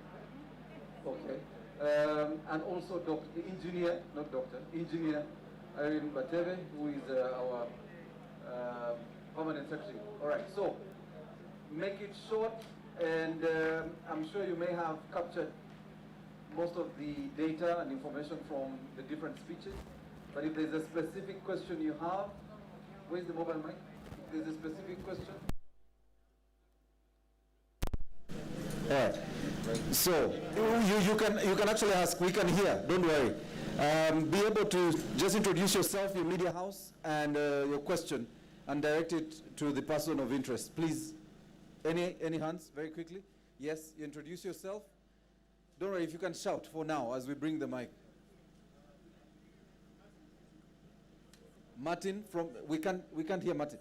Is this mic on? Can we give it to him? All right. I'll ask you guys to hold it and sanitize at some point. Solomon, there's a mic here at the back here. This one. If we can have it, they can hold. No, put it in. We apologize for that. Let's just switch it on. So there you go. Just give it to him on the other side. Yes. Thank you for this opportunity. I'm Martin Kitubi from the New Vision. New Vision, yes. We wanted to understand the commitments from the debt funding of the project, especially EACOP. By announcing the final investments decision, we should also be in position to know who is funding the project, the 60%. How much has been committed for the project from the potential funders? Thank you, Martin Kitubi. All right. I think, does that go to UNOC or Honorable Minister? You can delegate Honorable Minister. They're all at your... All right. If as we prepare ourselves, the other question, as we organize ourselves, question, any other? Please come. There is a mic. Frederick from the Daily Monitor. I've already introduced you, so go straight to the question. We are saving time. Mr. Musisi. Any other? So just I know I'm prepared. Okay. We'll have those two. Okay. Just drop the mic down. Thank you. I think this will go to the PS. So Mr. Puyan has, they've committed $10 billion. Can you kindly give us a breakdown? So we know, for instance, EACOP was 3.55 billion. Mr. Chen has said SINOC is 1.6 billion. There's a balance of roughly some 6 billion, which we don't know where we're going. Well, Tilenga initially they said it's about $3 billion, but there's still a balance which we're not sure where we're going. And then to Ms. Nabanja, we know, so the Tanzanian colleague you've had, as I said, they've indicated they've committed 2.59 Tanzanian billion shillings. Last time we had the conversations on UNOC's commitment to the projects. How does that stand for now? And to Mr. Rubondo, the numbers have been thrown around quite a lot as regards local content, and covering the sector over the last 10 years, this is what we're waiting for. Are we still talking about the numbers, or in concrete terms, in regards of employment, what should we expect Ugandans to say? Thank you. All right. My suggestion is we'll have these answered first. Then we can come back for the next set, because Musisi decided to throw so many questions at the team. So, Honorable Minister, feel free to delegate even the first question. Well, thank you very much. I think from the word go, we have to understand that there are different projects in this consortium. There is EACOP as a pipeline where we're going to transport the crude oil. But there is the Tilenga and Kingfisher, which are the two sites where we are going to have a number of activities taking place. So when we are asking, we have to know that the final investment decision has been taken for the EACOP, for the Kingfisher, for Tilenga. Our joint venture partners are going to be into all that. So I want to begin by asking the PS, and also Proskovia will come in because of the preparedness on the on our part from Uganda vis-a-vis what Tanzania has done. PS, you can throw light. So yes, the CEO and chairman for Total did announce the FID and the $10 billion to be invested. In terms of the breakdown, of course, that $10 billion will go to undertake the development of the Tilenga development area currently operated by Total, Kingfisher development area operated by CNOOC, the Chinese, and the East African crude oil pipeline. So for Tilenga, we are looking at an investment of about $4 billion. And for Kingfisher development area, about $3 billion. And the EACOP, slightly over $4 billion. So in total, that's the investment level that we are looking at. And UNOC will clarify on their debt financing together with TPDC. Thank you. Okay, thank you so much. In terms of financing, UNOC is participating at 15%, similar to TPDC, 15% in the East African crude oil pipeline project.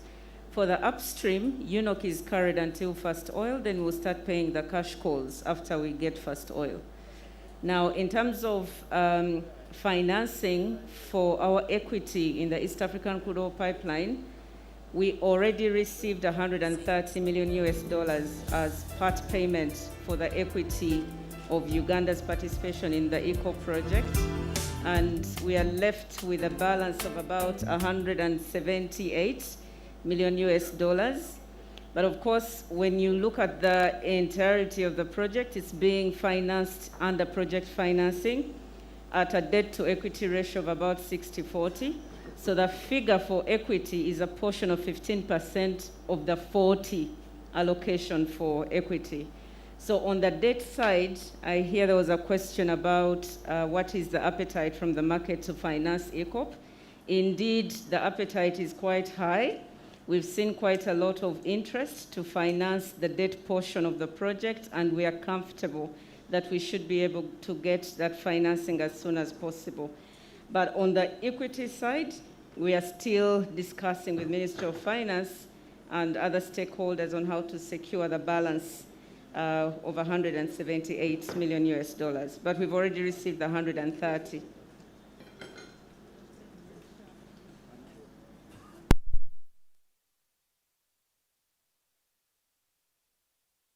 I think the summary was, what do Ugandans expect now to see?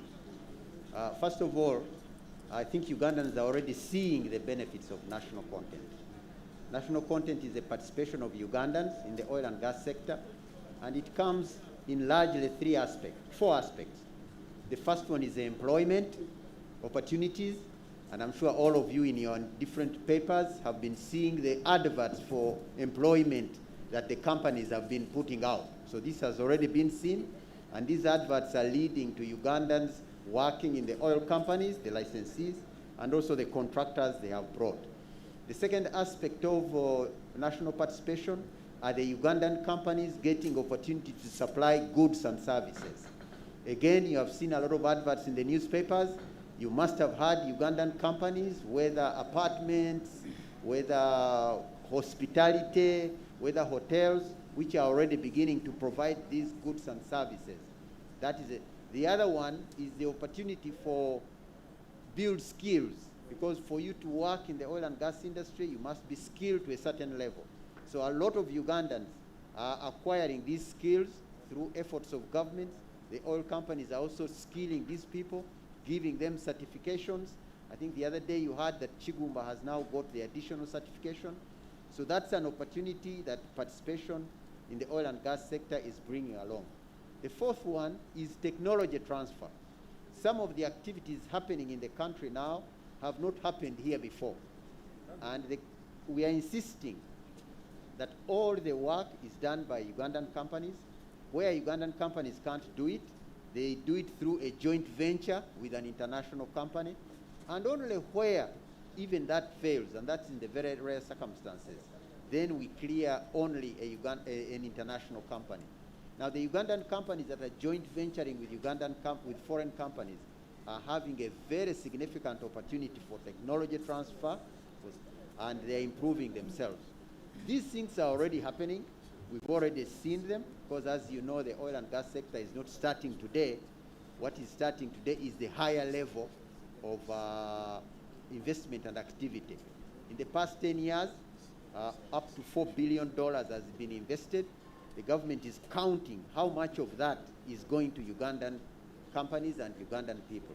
And out of the 3.8 billion that has been invested, close to 30%, about 28%, has gone to Ugandan companies and to Ugandan people.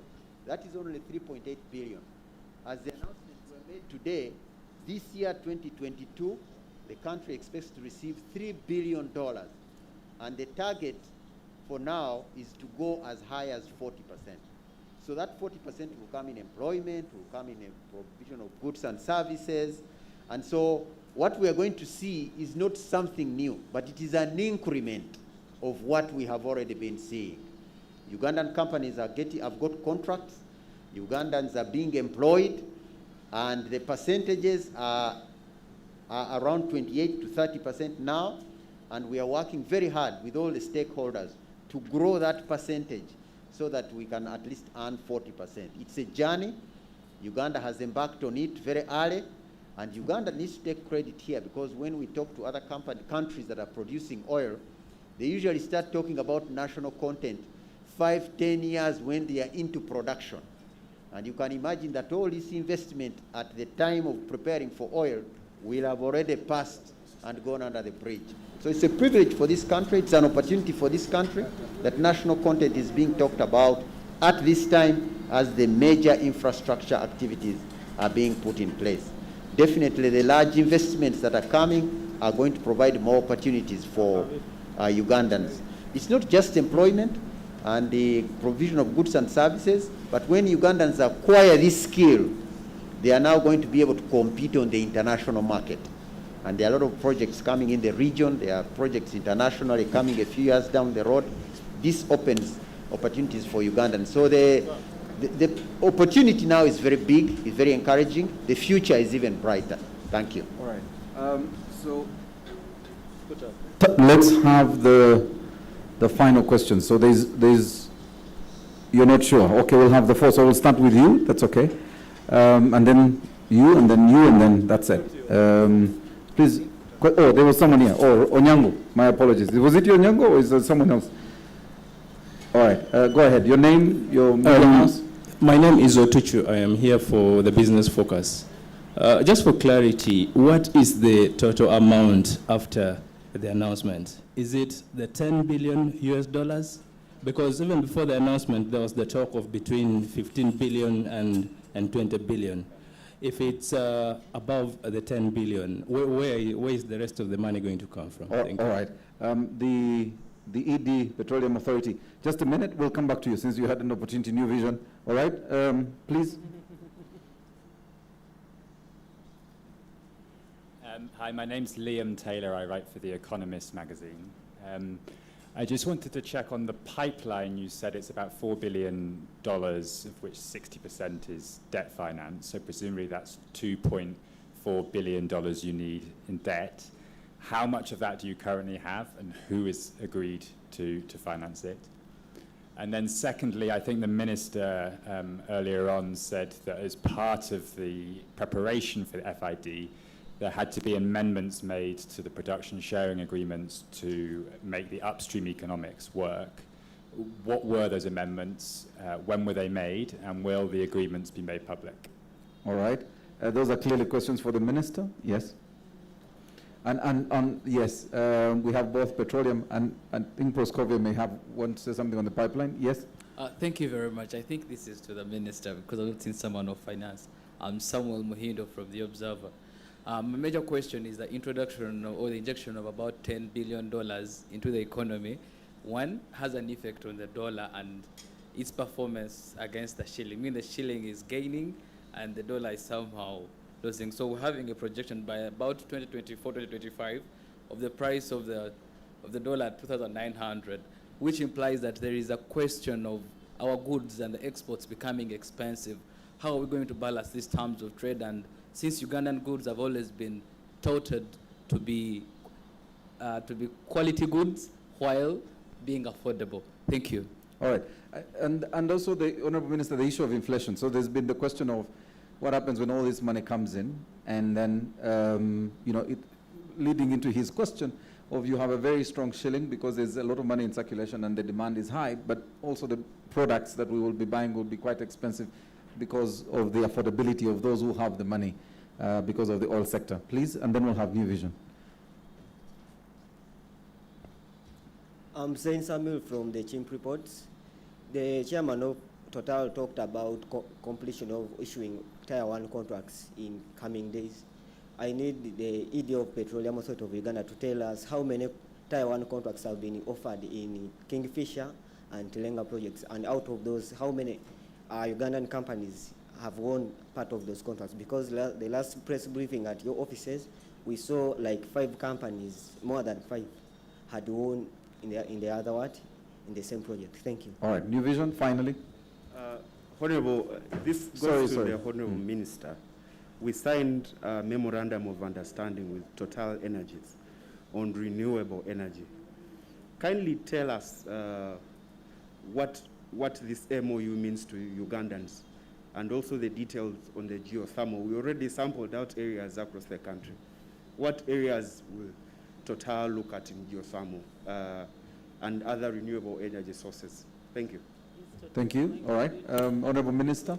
As I said, the Honorable Minister has the liberty to delegate any of the questions to any of her agency heads. Yes, Honorable. Thank you very much. I think Engineer Ernest Rubondo will go into details of the, if we have time, of the amendments that we made to the agreements which saw us reach this stage. I will not be able to go to the details.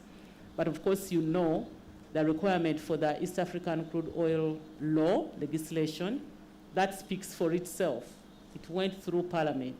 The second one was the amendment to the Public Finance Management Act to allow Uganda National Oil Company Authority to use part of the money to answer the cash call before money is deposited on the Petroleum Fund as a requirement in the Public Finance Management Act. So we had to adjust and amend that provision.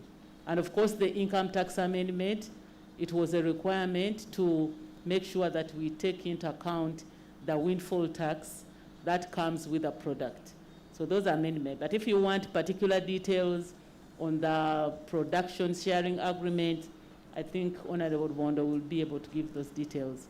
And then lastly, the question about the worry when the shilling appreciates. I think that's what we are working for. Do you want a weak shilling? We are working towards our money gaining. And we are also working to substitute imports with exports. So the more our shillings gains, the better.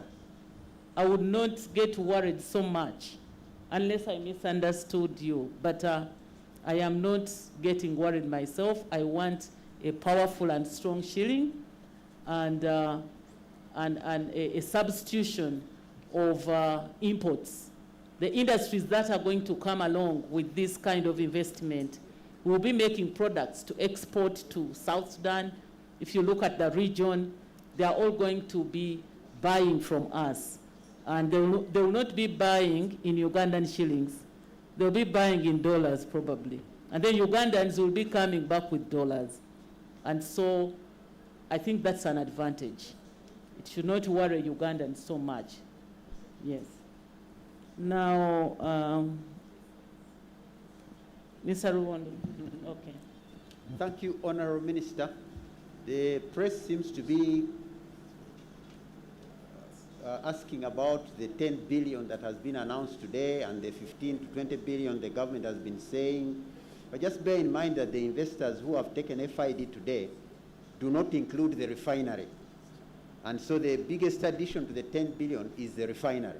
That's one. Secondly, please bear in mind that once these investments of oil come into the country, they also attract a lot of other investments into the economy. So there are people investing in hotels, there are people investing even in schools, and so that all is brought in as an investment that has come as a result of the oil and gas activities. So the other one is an anchor. Of course, then you add on the refinery, then you add on the other investors who are now finding the economy much better.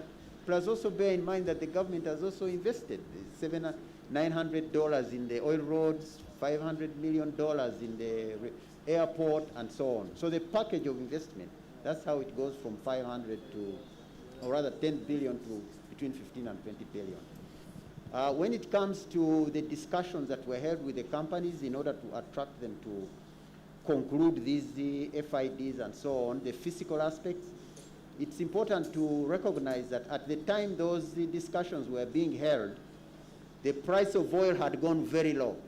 And so what the companies did, they came to the government and said, look, these prices are so low, but we would like to do this project.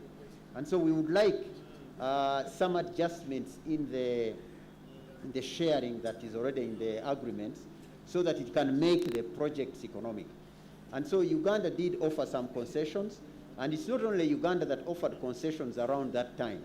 We know about 5 countries that actually had to offer concessions around that time so that the oil and gas industry could take forward. Now, the main concern there was that if the price is low, it becomes very difficult to see a return when we invest.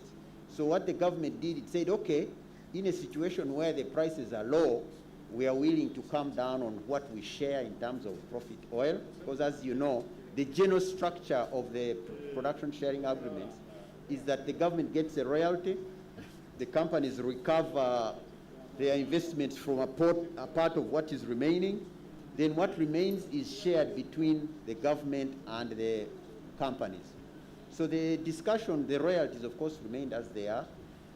The companies asked that they get a higher level of cost recovery, and then they asked that on the balance, the government adjusts and gives them more and takes less when the price is low. So the discussion was just taking that into consideration, and it was agreed that when the oil price is low, the companies can take a bit more of the profit share, of the profit oil. But it was also agreed that when the prices go high, then the government introduces an additional profit tax, what is called an APT. So in other words, the situation was put in the ground that yes, if the prices are low, you can take a bit more on the profit oil. But if the prices go high, the number is $75 per barrel, then the government introduces an additional profit tax. So as you can see, it was a balancing act to facilitate the companies to make sure they go forward when the prices are low, but also to make sure that when the prices go high, then Uganda does not have to forfeit what it had already agreed on, and that's how the introduction of an additional profit tax was introduced in there. The specific numbers are in the PSAs. PSAs are not public documents, but they are available in the parliament. Your representatives can get them. But that was the gist of the matter. And it was not only Uganda that did that. We know countries as advanced as Norway, which actually came down on the tax they take from oil companies, so as to give them an opportunity not to stop investing when the price is low. And also to assure them that if it is to remain low, you will still be able to get an income. But also keeping the tag that if the price goes up, like indeed it has gone up, it's already 90, then the government needs to come back and still be able to get the return and the value that is entitled for. So it was a balancing act to make sure the investments go forward, and then at the same time to ensure that the country doesn't lose out even when the price goes up. This is a consideration that caters for the saying of oil being a curse to a country. Yeah. So if you don't see all these happenings, you end up having a road deal. So because we don't want winner takes it all, we want government and the joint venture partners to get their money they have invested, but also make some profits out of it. So I think it was an amendment towards the right direction. Honorable Minister, Ernest had a question on Tier 1. The tier 1 local tier 1 content, yes, the tier 1 company. In the media brief, we gave a detailed list of the companies that Total has given contracts. We also gave a detailed list of the companies that CNOOC has given the tier 1s. Some of them are very large companies, like in Tilenga, you have a company called McDermott. I think it's getting a contract of about $2 billion. You have a company called Motenjo, which is leveling the ground and is also going to do the pads. Their contracts are in the tens of millions of dollars. You have Ugandan companies like MSL and GCC, which are going to provide hospitality services, contracts ranging in tens and hundreds of millions of dollars.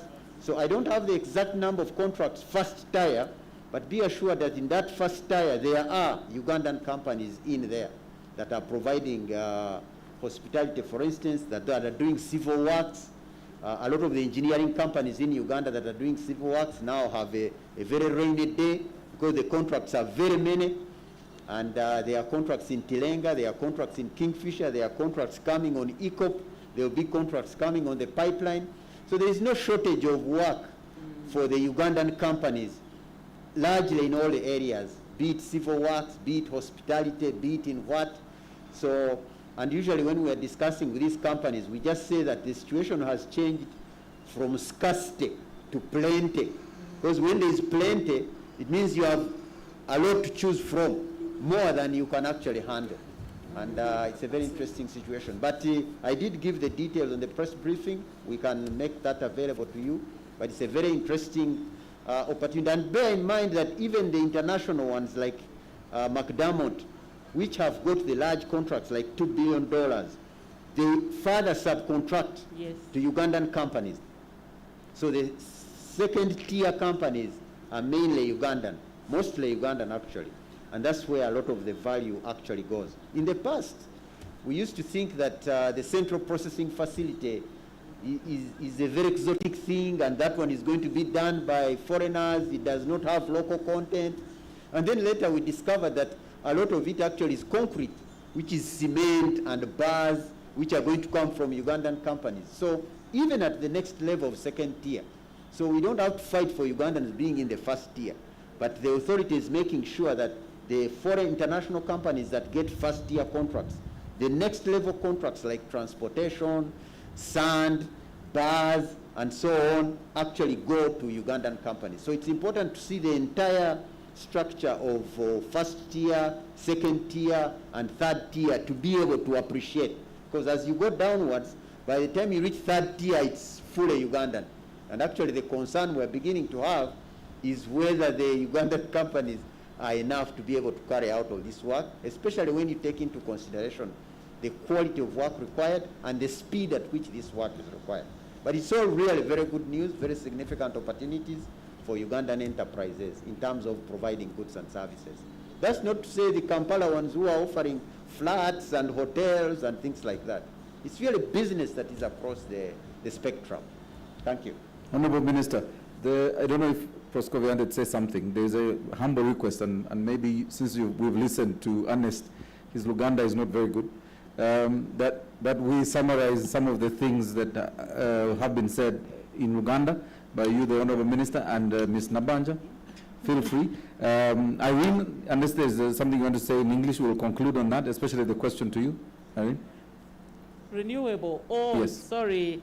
The MOU that we signed. This is a ritual that we go through with every company that needs investment into the country. Total, likewise, had to agree on certain basics. And then after that, then we go into production sharing agreements where we go into details of the cost of the power that will be generated, what we call the tariff. But this MOU is to agree with Uganda that Total is free to come and invest in renewable energy. And that what Uganda will do in the preliminaries, whether it is identification of the site where the solar panels will be put, or if they are going to invest into wind energy. We need to participate together in choosing that, site. We also have to look into issues of connection, that power which is going to be produced. My ministry has to look into that. Will that power be evacuated? Is it going to be a mini grid? Are we going to be on the island? So those are the preliminaries.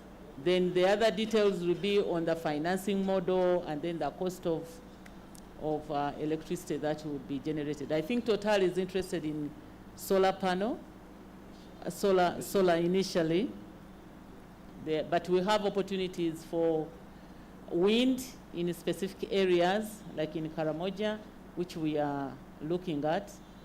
And then later, we are moving towards nuclear energy. We've been, and geothermal, and we are being graded by the International Atomic Agency, which was recently in the country and upgraded us from class 1 to class 2. I understand there are only 3 classes. Maybe in the nearest future, we will be qualifying. We are putting in place everything possible regarding policy, legislation, but we know, we appreciate that nuclear energy is the cleanest, and we have trained people. One day we shall be here celebrating or commissioning the nuclear energy plant. So for Total, that MOU is the normal MOU, and we are going to help them identify the possible site, and also where it requires the settlement and all that, it's government to really talk to the wananchi. The investor cannot alone go and talk to the wananchi. So we have to agree on the preliminaries, and that's where we appended our signatures. Yeah. Honorable Minister, yes, and proceed. I think mine was related to which companies or which financial institutions have expressed interest in financing the debt component of EACOP. Yes, indeed, we have quite ECAs from the China side and ECAs from Europe, but I must recognize the fact that the financial closure is not yet achieved. We are hoping to achieve financial close on the debt component of the project latest mid this year, and that's why all the shareholders are calling on Equity First to start project execution as fast as possible. On the equity side, like I said, we have already 130 financed by by Government of Uganda, and the balance is still anticipated to come off Government of Uganda. I don't know if this is the point where I convert everything said in Uganda, yes, and I try to challenge myself to that. Yes.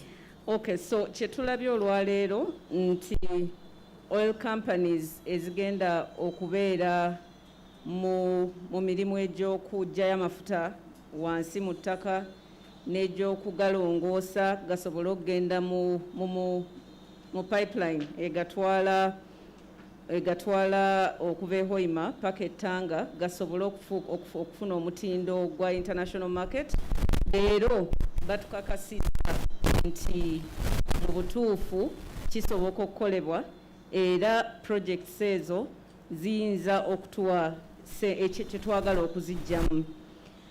Company ezo mulimu Total Energies, mulimu Sinok, mulimu UNOC, mulimu ne TPDC. TPDC ye company gye wandyefaananyiriza UNOC ku side ya Uganda.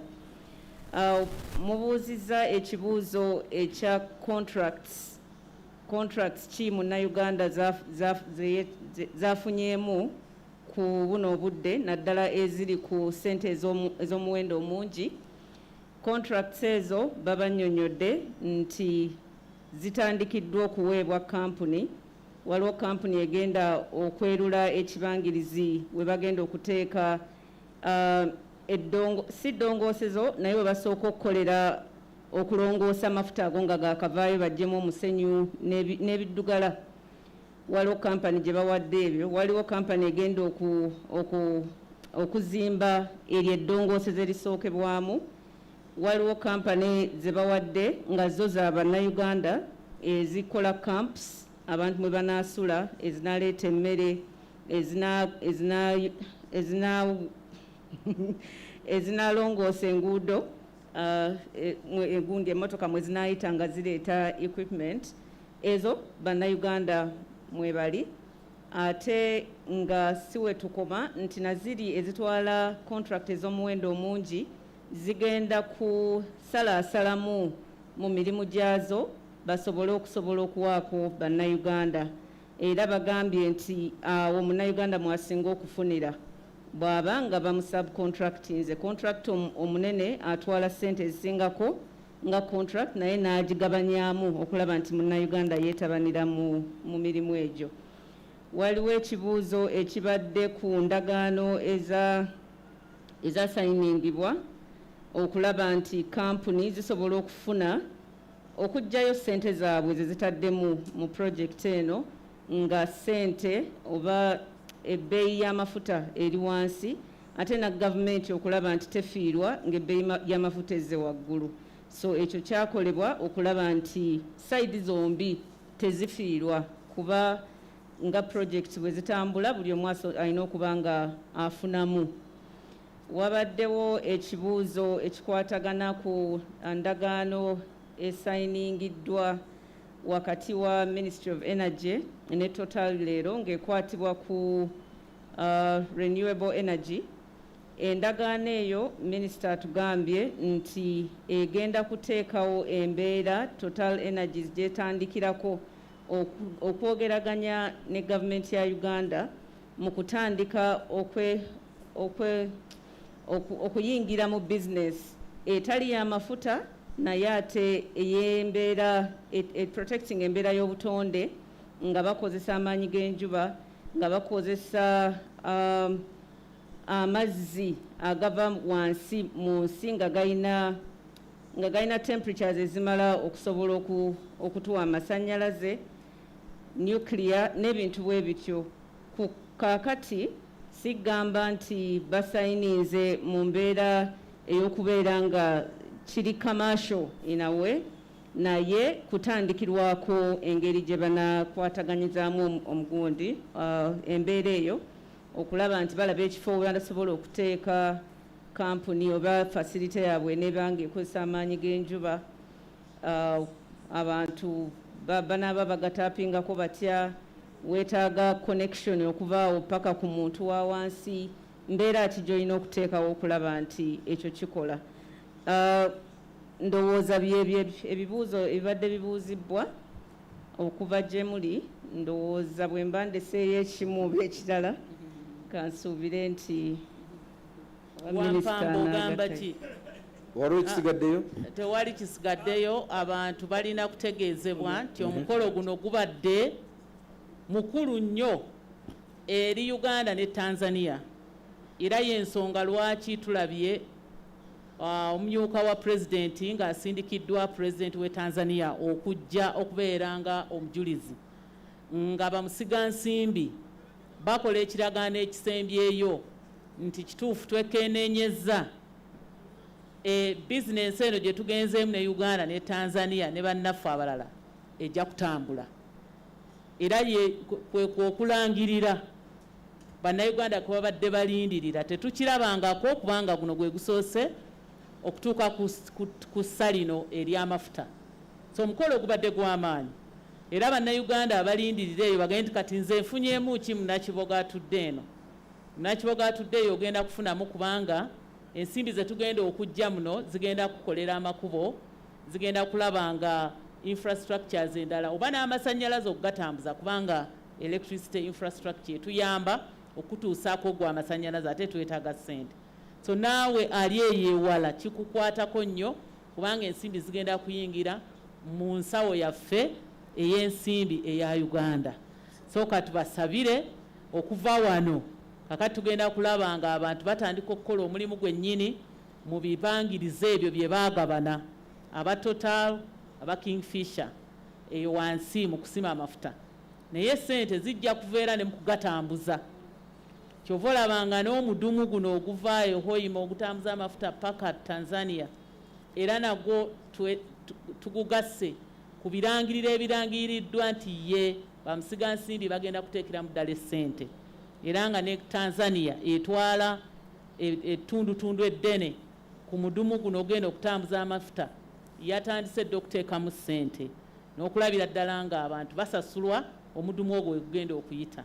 Uganda nayo ng'eyita mu kampani yaayo Uganda National Oil Company twateekamu essente nga tuziwa UNOC ezisookerwako, era ku bino ebisookerwako tetuli beeraliikirivu nti kampuni yaffe enjavu, nedda.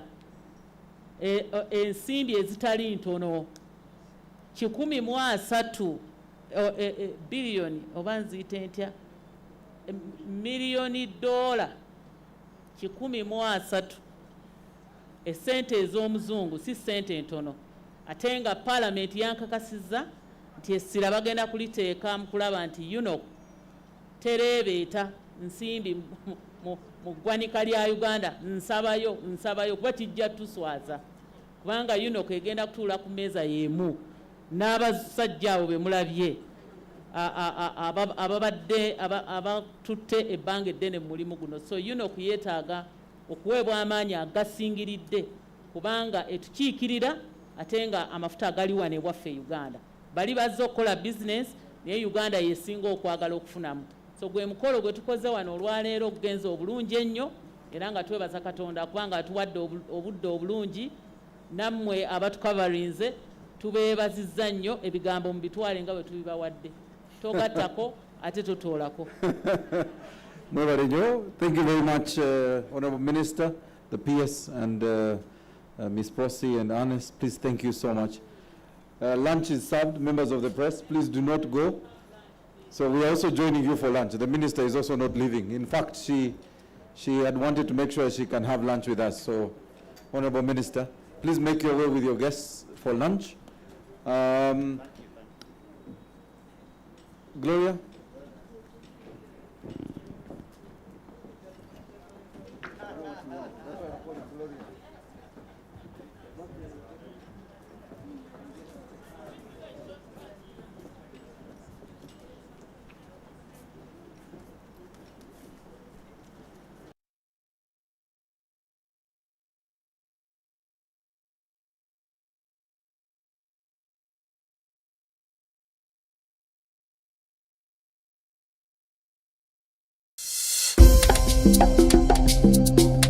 Uganda, the Pearl of Africa, is home to vast savannas, abundant wildlife, and a diverse group of people with rich cultures. In 2006, His Excellency President Yoweri Museveni announced that Uganda had discovered oil after years of exploration in the country's western region. On the 6th of January 2006, when a commercial discovery was made, many countries drill, but you don't find the commercial discoveries. We had a national Thanksgiving prayer led by the President of Uganda, and I remember there was also the President of Burundi. The oil and gas resources that have been discovered in Uganda are close to 6.5 billion barrels of oil. And as you are aware, there's nowhere in the world do you ever recover everything from the ground because of the technology and the type of oil fields they are in. For Uganda, we expect to recover about 1.4 billion barrels out of those 6.5 billion barrels that have been discovered. The Albertine Graben, also known as the Lake Albert Basin, lies on the western border of Uganda and the eastern border of the Democratic Republic of the Congo. The amount of money that has been invested so far in exploration and appraisal is somewhere around $3.8 billion. And this $3.8 billion has been used to find 6.5 billion barrels of oil. The cost of finding oil in Uganda is very low. It's less than $1 per barrel. This is a very interesting number because around the world, actually, we find that finding costs of oil in other parts around the world are actually around $5. So you can see that the aspect of managing costs has been done well by Uganda so far. Resources to be developed in this graben are for the Lake Albert Development Project, which encompasses the Tilenga project operated by Total Energies EP Uganda with 56.67%, and the Kingfisher project operated by CNOOC with 28.33%, both in a joint venture partnership with Uganda National Oil Company with 15%, on behalf of the government of Uganda, with the Petroleum Authority of Uganda as the regulator. The creation of these institutions was so well carefully studied before they were created. And they were thoroughly scrutinized and established. The journey has been slow but sure, and the basics have been put in place, like the needed agreements. The needed agreements are in place. The law now regarding the transportation of the crude oil is in place, and we are about to see a final investment decision being taken into that pipeline. We are moving on well on the refinery part. We have been moving and making sure that all the requirement is in place. Located in Bulisa and Nwoya districts in western Uganda, the Tilenga project is an upstream development with a capacity of 204,000 barrels of oil per day. The name Tilenga is a derivative of two local names for the Uganda cob, Til in Acholi Alur and Engabi in Lugungu. The name is based on the Uganda cob, which is the national emblem, to symbolize the project's national significance to the country. The project covers 6 oil fields. This project, of course, are important not only for the country but for Total Energy as well, to showcase really our commitment, our ability to develop all these resources at low cost with low carbon footprint. And today, the greenhouse gas emission intensity of 13 kilograms per barrel is much lower than our current average in our portfolio. Minimizing the impact on the environment has driven the design of the whole project, with really the ambition to produce a net positive impact on biodiversity. With approximately 400 wells that will be drilled over 31 well pads. During this period, the national content has been at the heart of our activity, with already more than 160 Ugandan companies directly involved in the Tilenga project. Other main project installations include a central processing facility, well pads, oil wells, flow lines, a lake water abstraction facility, a feeder line, and support bases. The mitigation of the impact of the affected local communities has been a priority for us. The first step, of course, has been to establish with the authorities a transparent process to ensure a fair compensation to all the project affected persons. But our commitment goes obviously far beyond that. Our objective is to improve the livelihood of all our PAPs. And this can be achieved through a global livelihood restoration plan. Kingfisher Field Development Area is spread over approximately 344 kilometers in the Lake Albert Rift Basin in western Uganda. The oil field is situated on the eastern bank of Lake Albert, which acts as a border between Uganda and the Democratic Republic of the Congo. It was discovered by the Kingfisher 1 wildcat well in 2006. The Kingfisher project is planned to develop the Kingfisher, Mputa, Nzizi, and Waraga fields. The project will produce 40,000 barrels of oil per day during peak production. The crude will be treated at a central processing facility, CPF, located on the southeastern shores of Lake Albert. The Kingfisher development wells will be highly deviated wells from onshore surface locations targeting the offshore reservoirs. The production and processing facilities of the project will be located on the Buhuka Flats at the shores of Lake Albert in the Kikube district of Uganda. EACOP report has been carried out by the party and has already approved by the relevant Uganda authorities. The EACOP process involved all stakeholder public hearings and all length required for the project has been done. in compliance of national relevant legislation and international best practice, particularly IFC performance standard.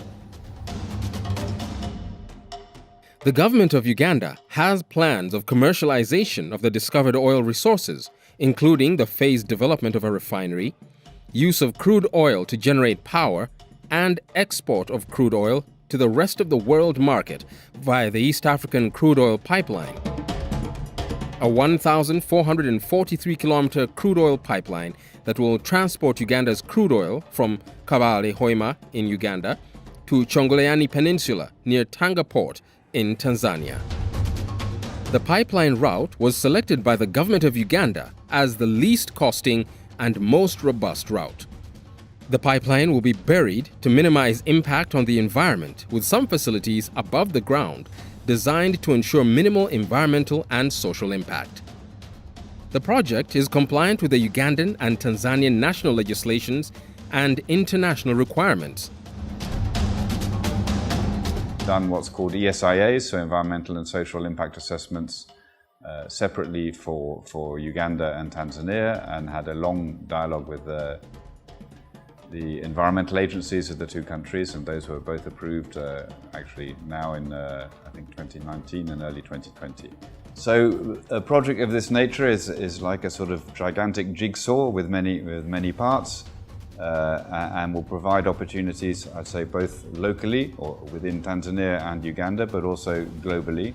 So we'll be doing some of the procurement and engineering overseas, but all the construction obviously takes place in situ, in country. That workforce itself will require a number of supporting services. What the FID moment means is that we have now behind us, I would call it, the preparation phase of the project, which has been, in some respects, a bit of a roller coaster ride, but a very wide-ranging preparation phase covering, I'd say, technical definition, the call for tenders, the placing of the contracts, all the preparation associated with land, the environmental and social impact assessments, and of course the negotiation and the completion of the commercial and legal framework. But to a certain extent, what today means is we put that behind us and we get into the real action. Most people relate to the East African crude oil pipeline, the Tilenga and Kingfisher, but the breadth of projects is far bigger than the upstream and midstream. And UNOC's placement in those projects is quite critical. We are literally in these projects from reservoir to the consumer, or from cradle to grave of these projects. And that's how focused we are in contributing to economic transformation. The government of Uganda plans to develop 60,000 barrels of oil per day at a refinery set up at Kabale Buseruka sub-county in Hoima district. The refinery project includes a 2,111-kilometer-long multi-product pipeline that will evacuate refined products from the refinery to a storage terminal at Namwabula Mpigi district. Presidents Yoweri Museveni of Uganda and Samia Suluhu Hassan of Tanzania, Total Energies, China National Offshore Oil Corporation, Uganda National Oil Company, and Tanzania Petroleum Development Corporation in 2021 concluded the final agreements required to launch the major oil projects. With the EACOP project recently getting a go-ahead and the international oil companies, IOCs, announcing the final investment decision, FID, for Uganda's upstream and EACOP projects in February of 2022, Uganda is set to produce its first oil as early as 2025.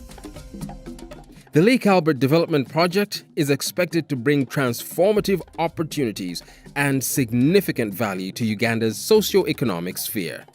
The companies taking FID basically implies that they are now making a firm commitment to progress the project, and the financing for the project has been locked in. We are now ready to move from the exploration and development stage, then ensure that we are finalizing aspects that will get us to production. Our journey into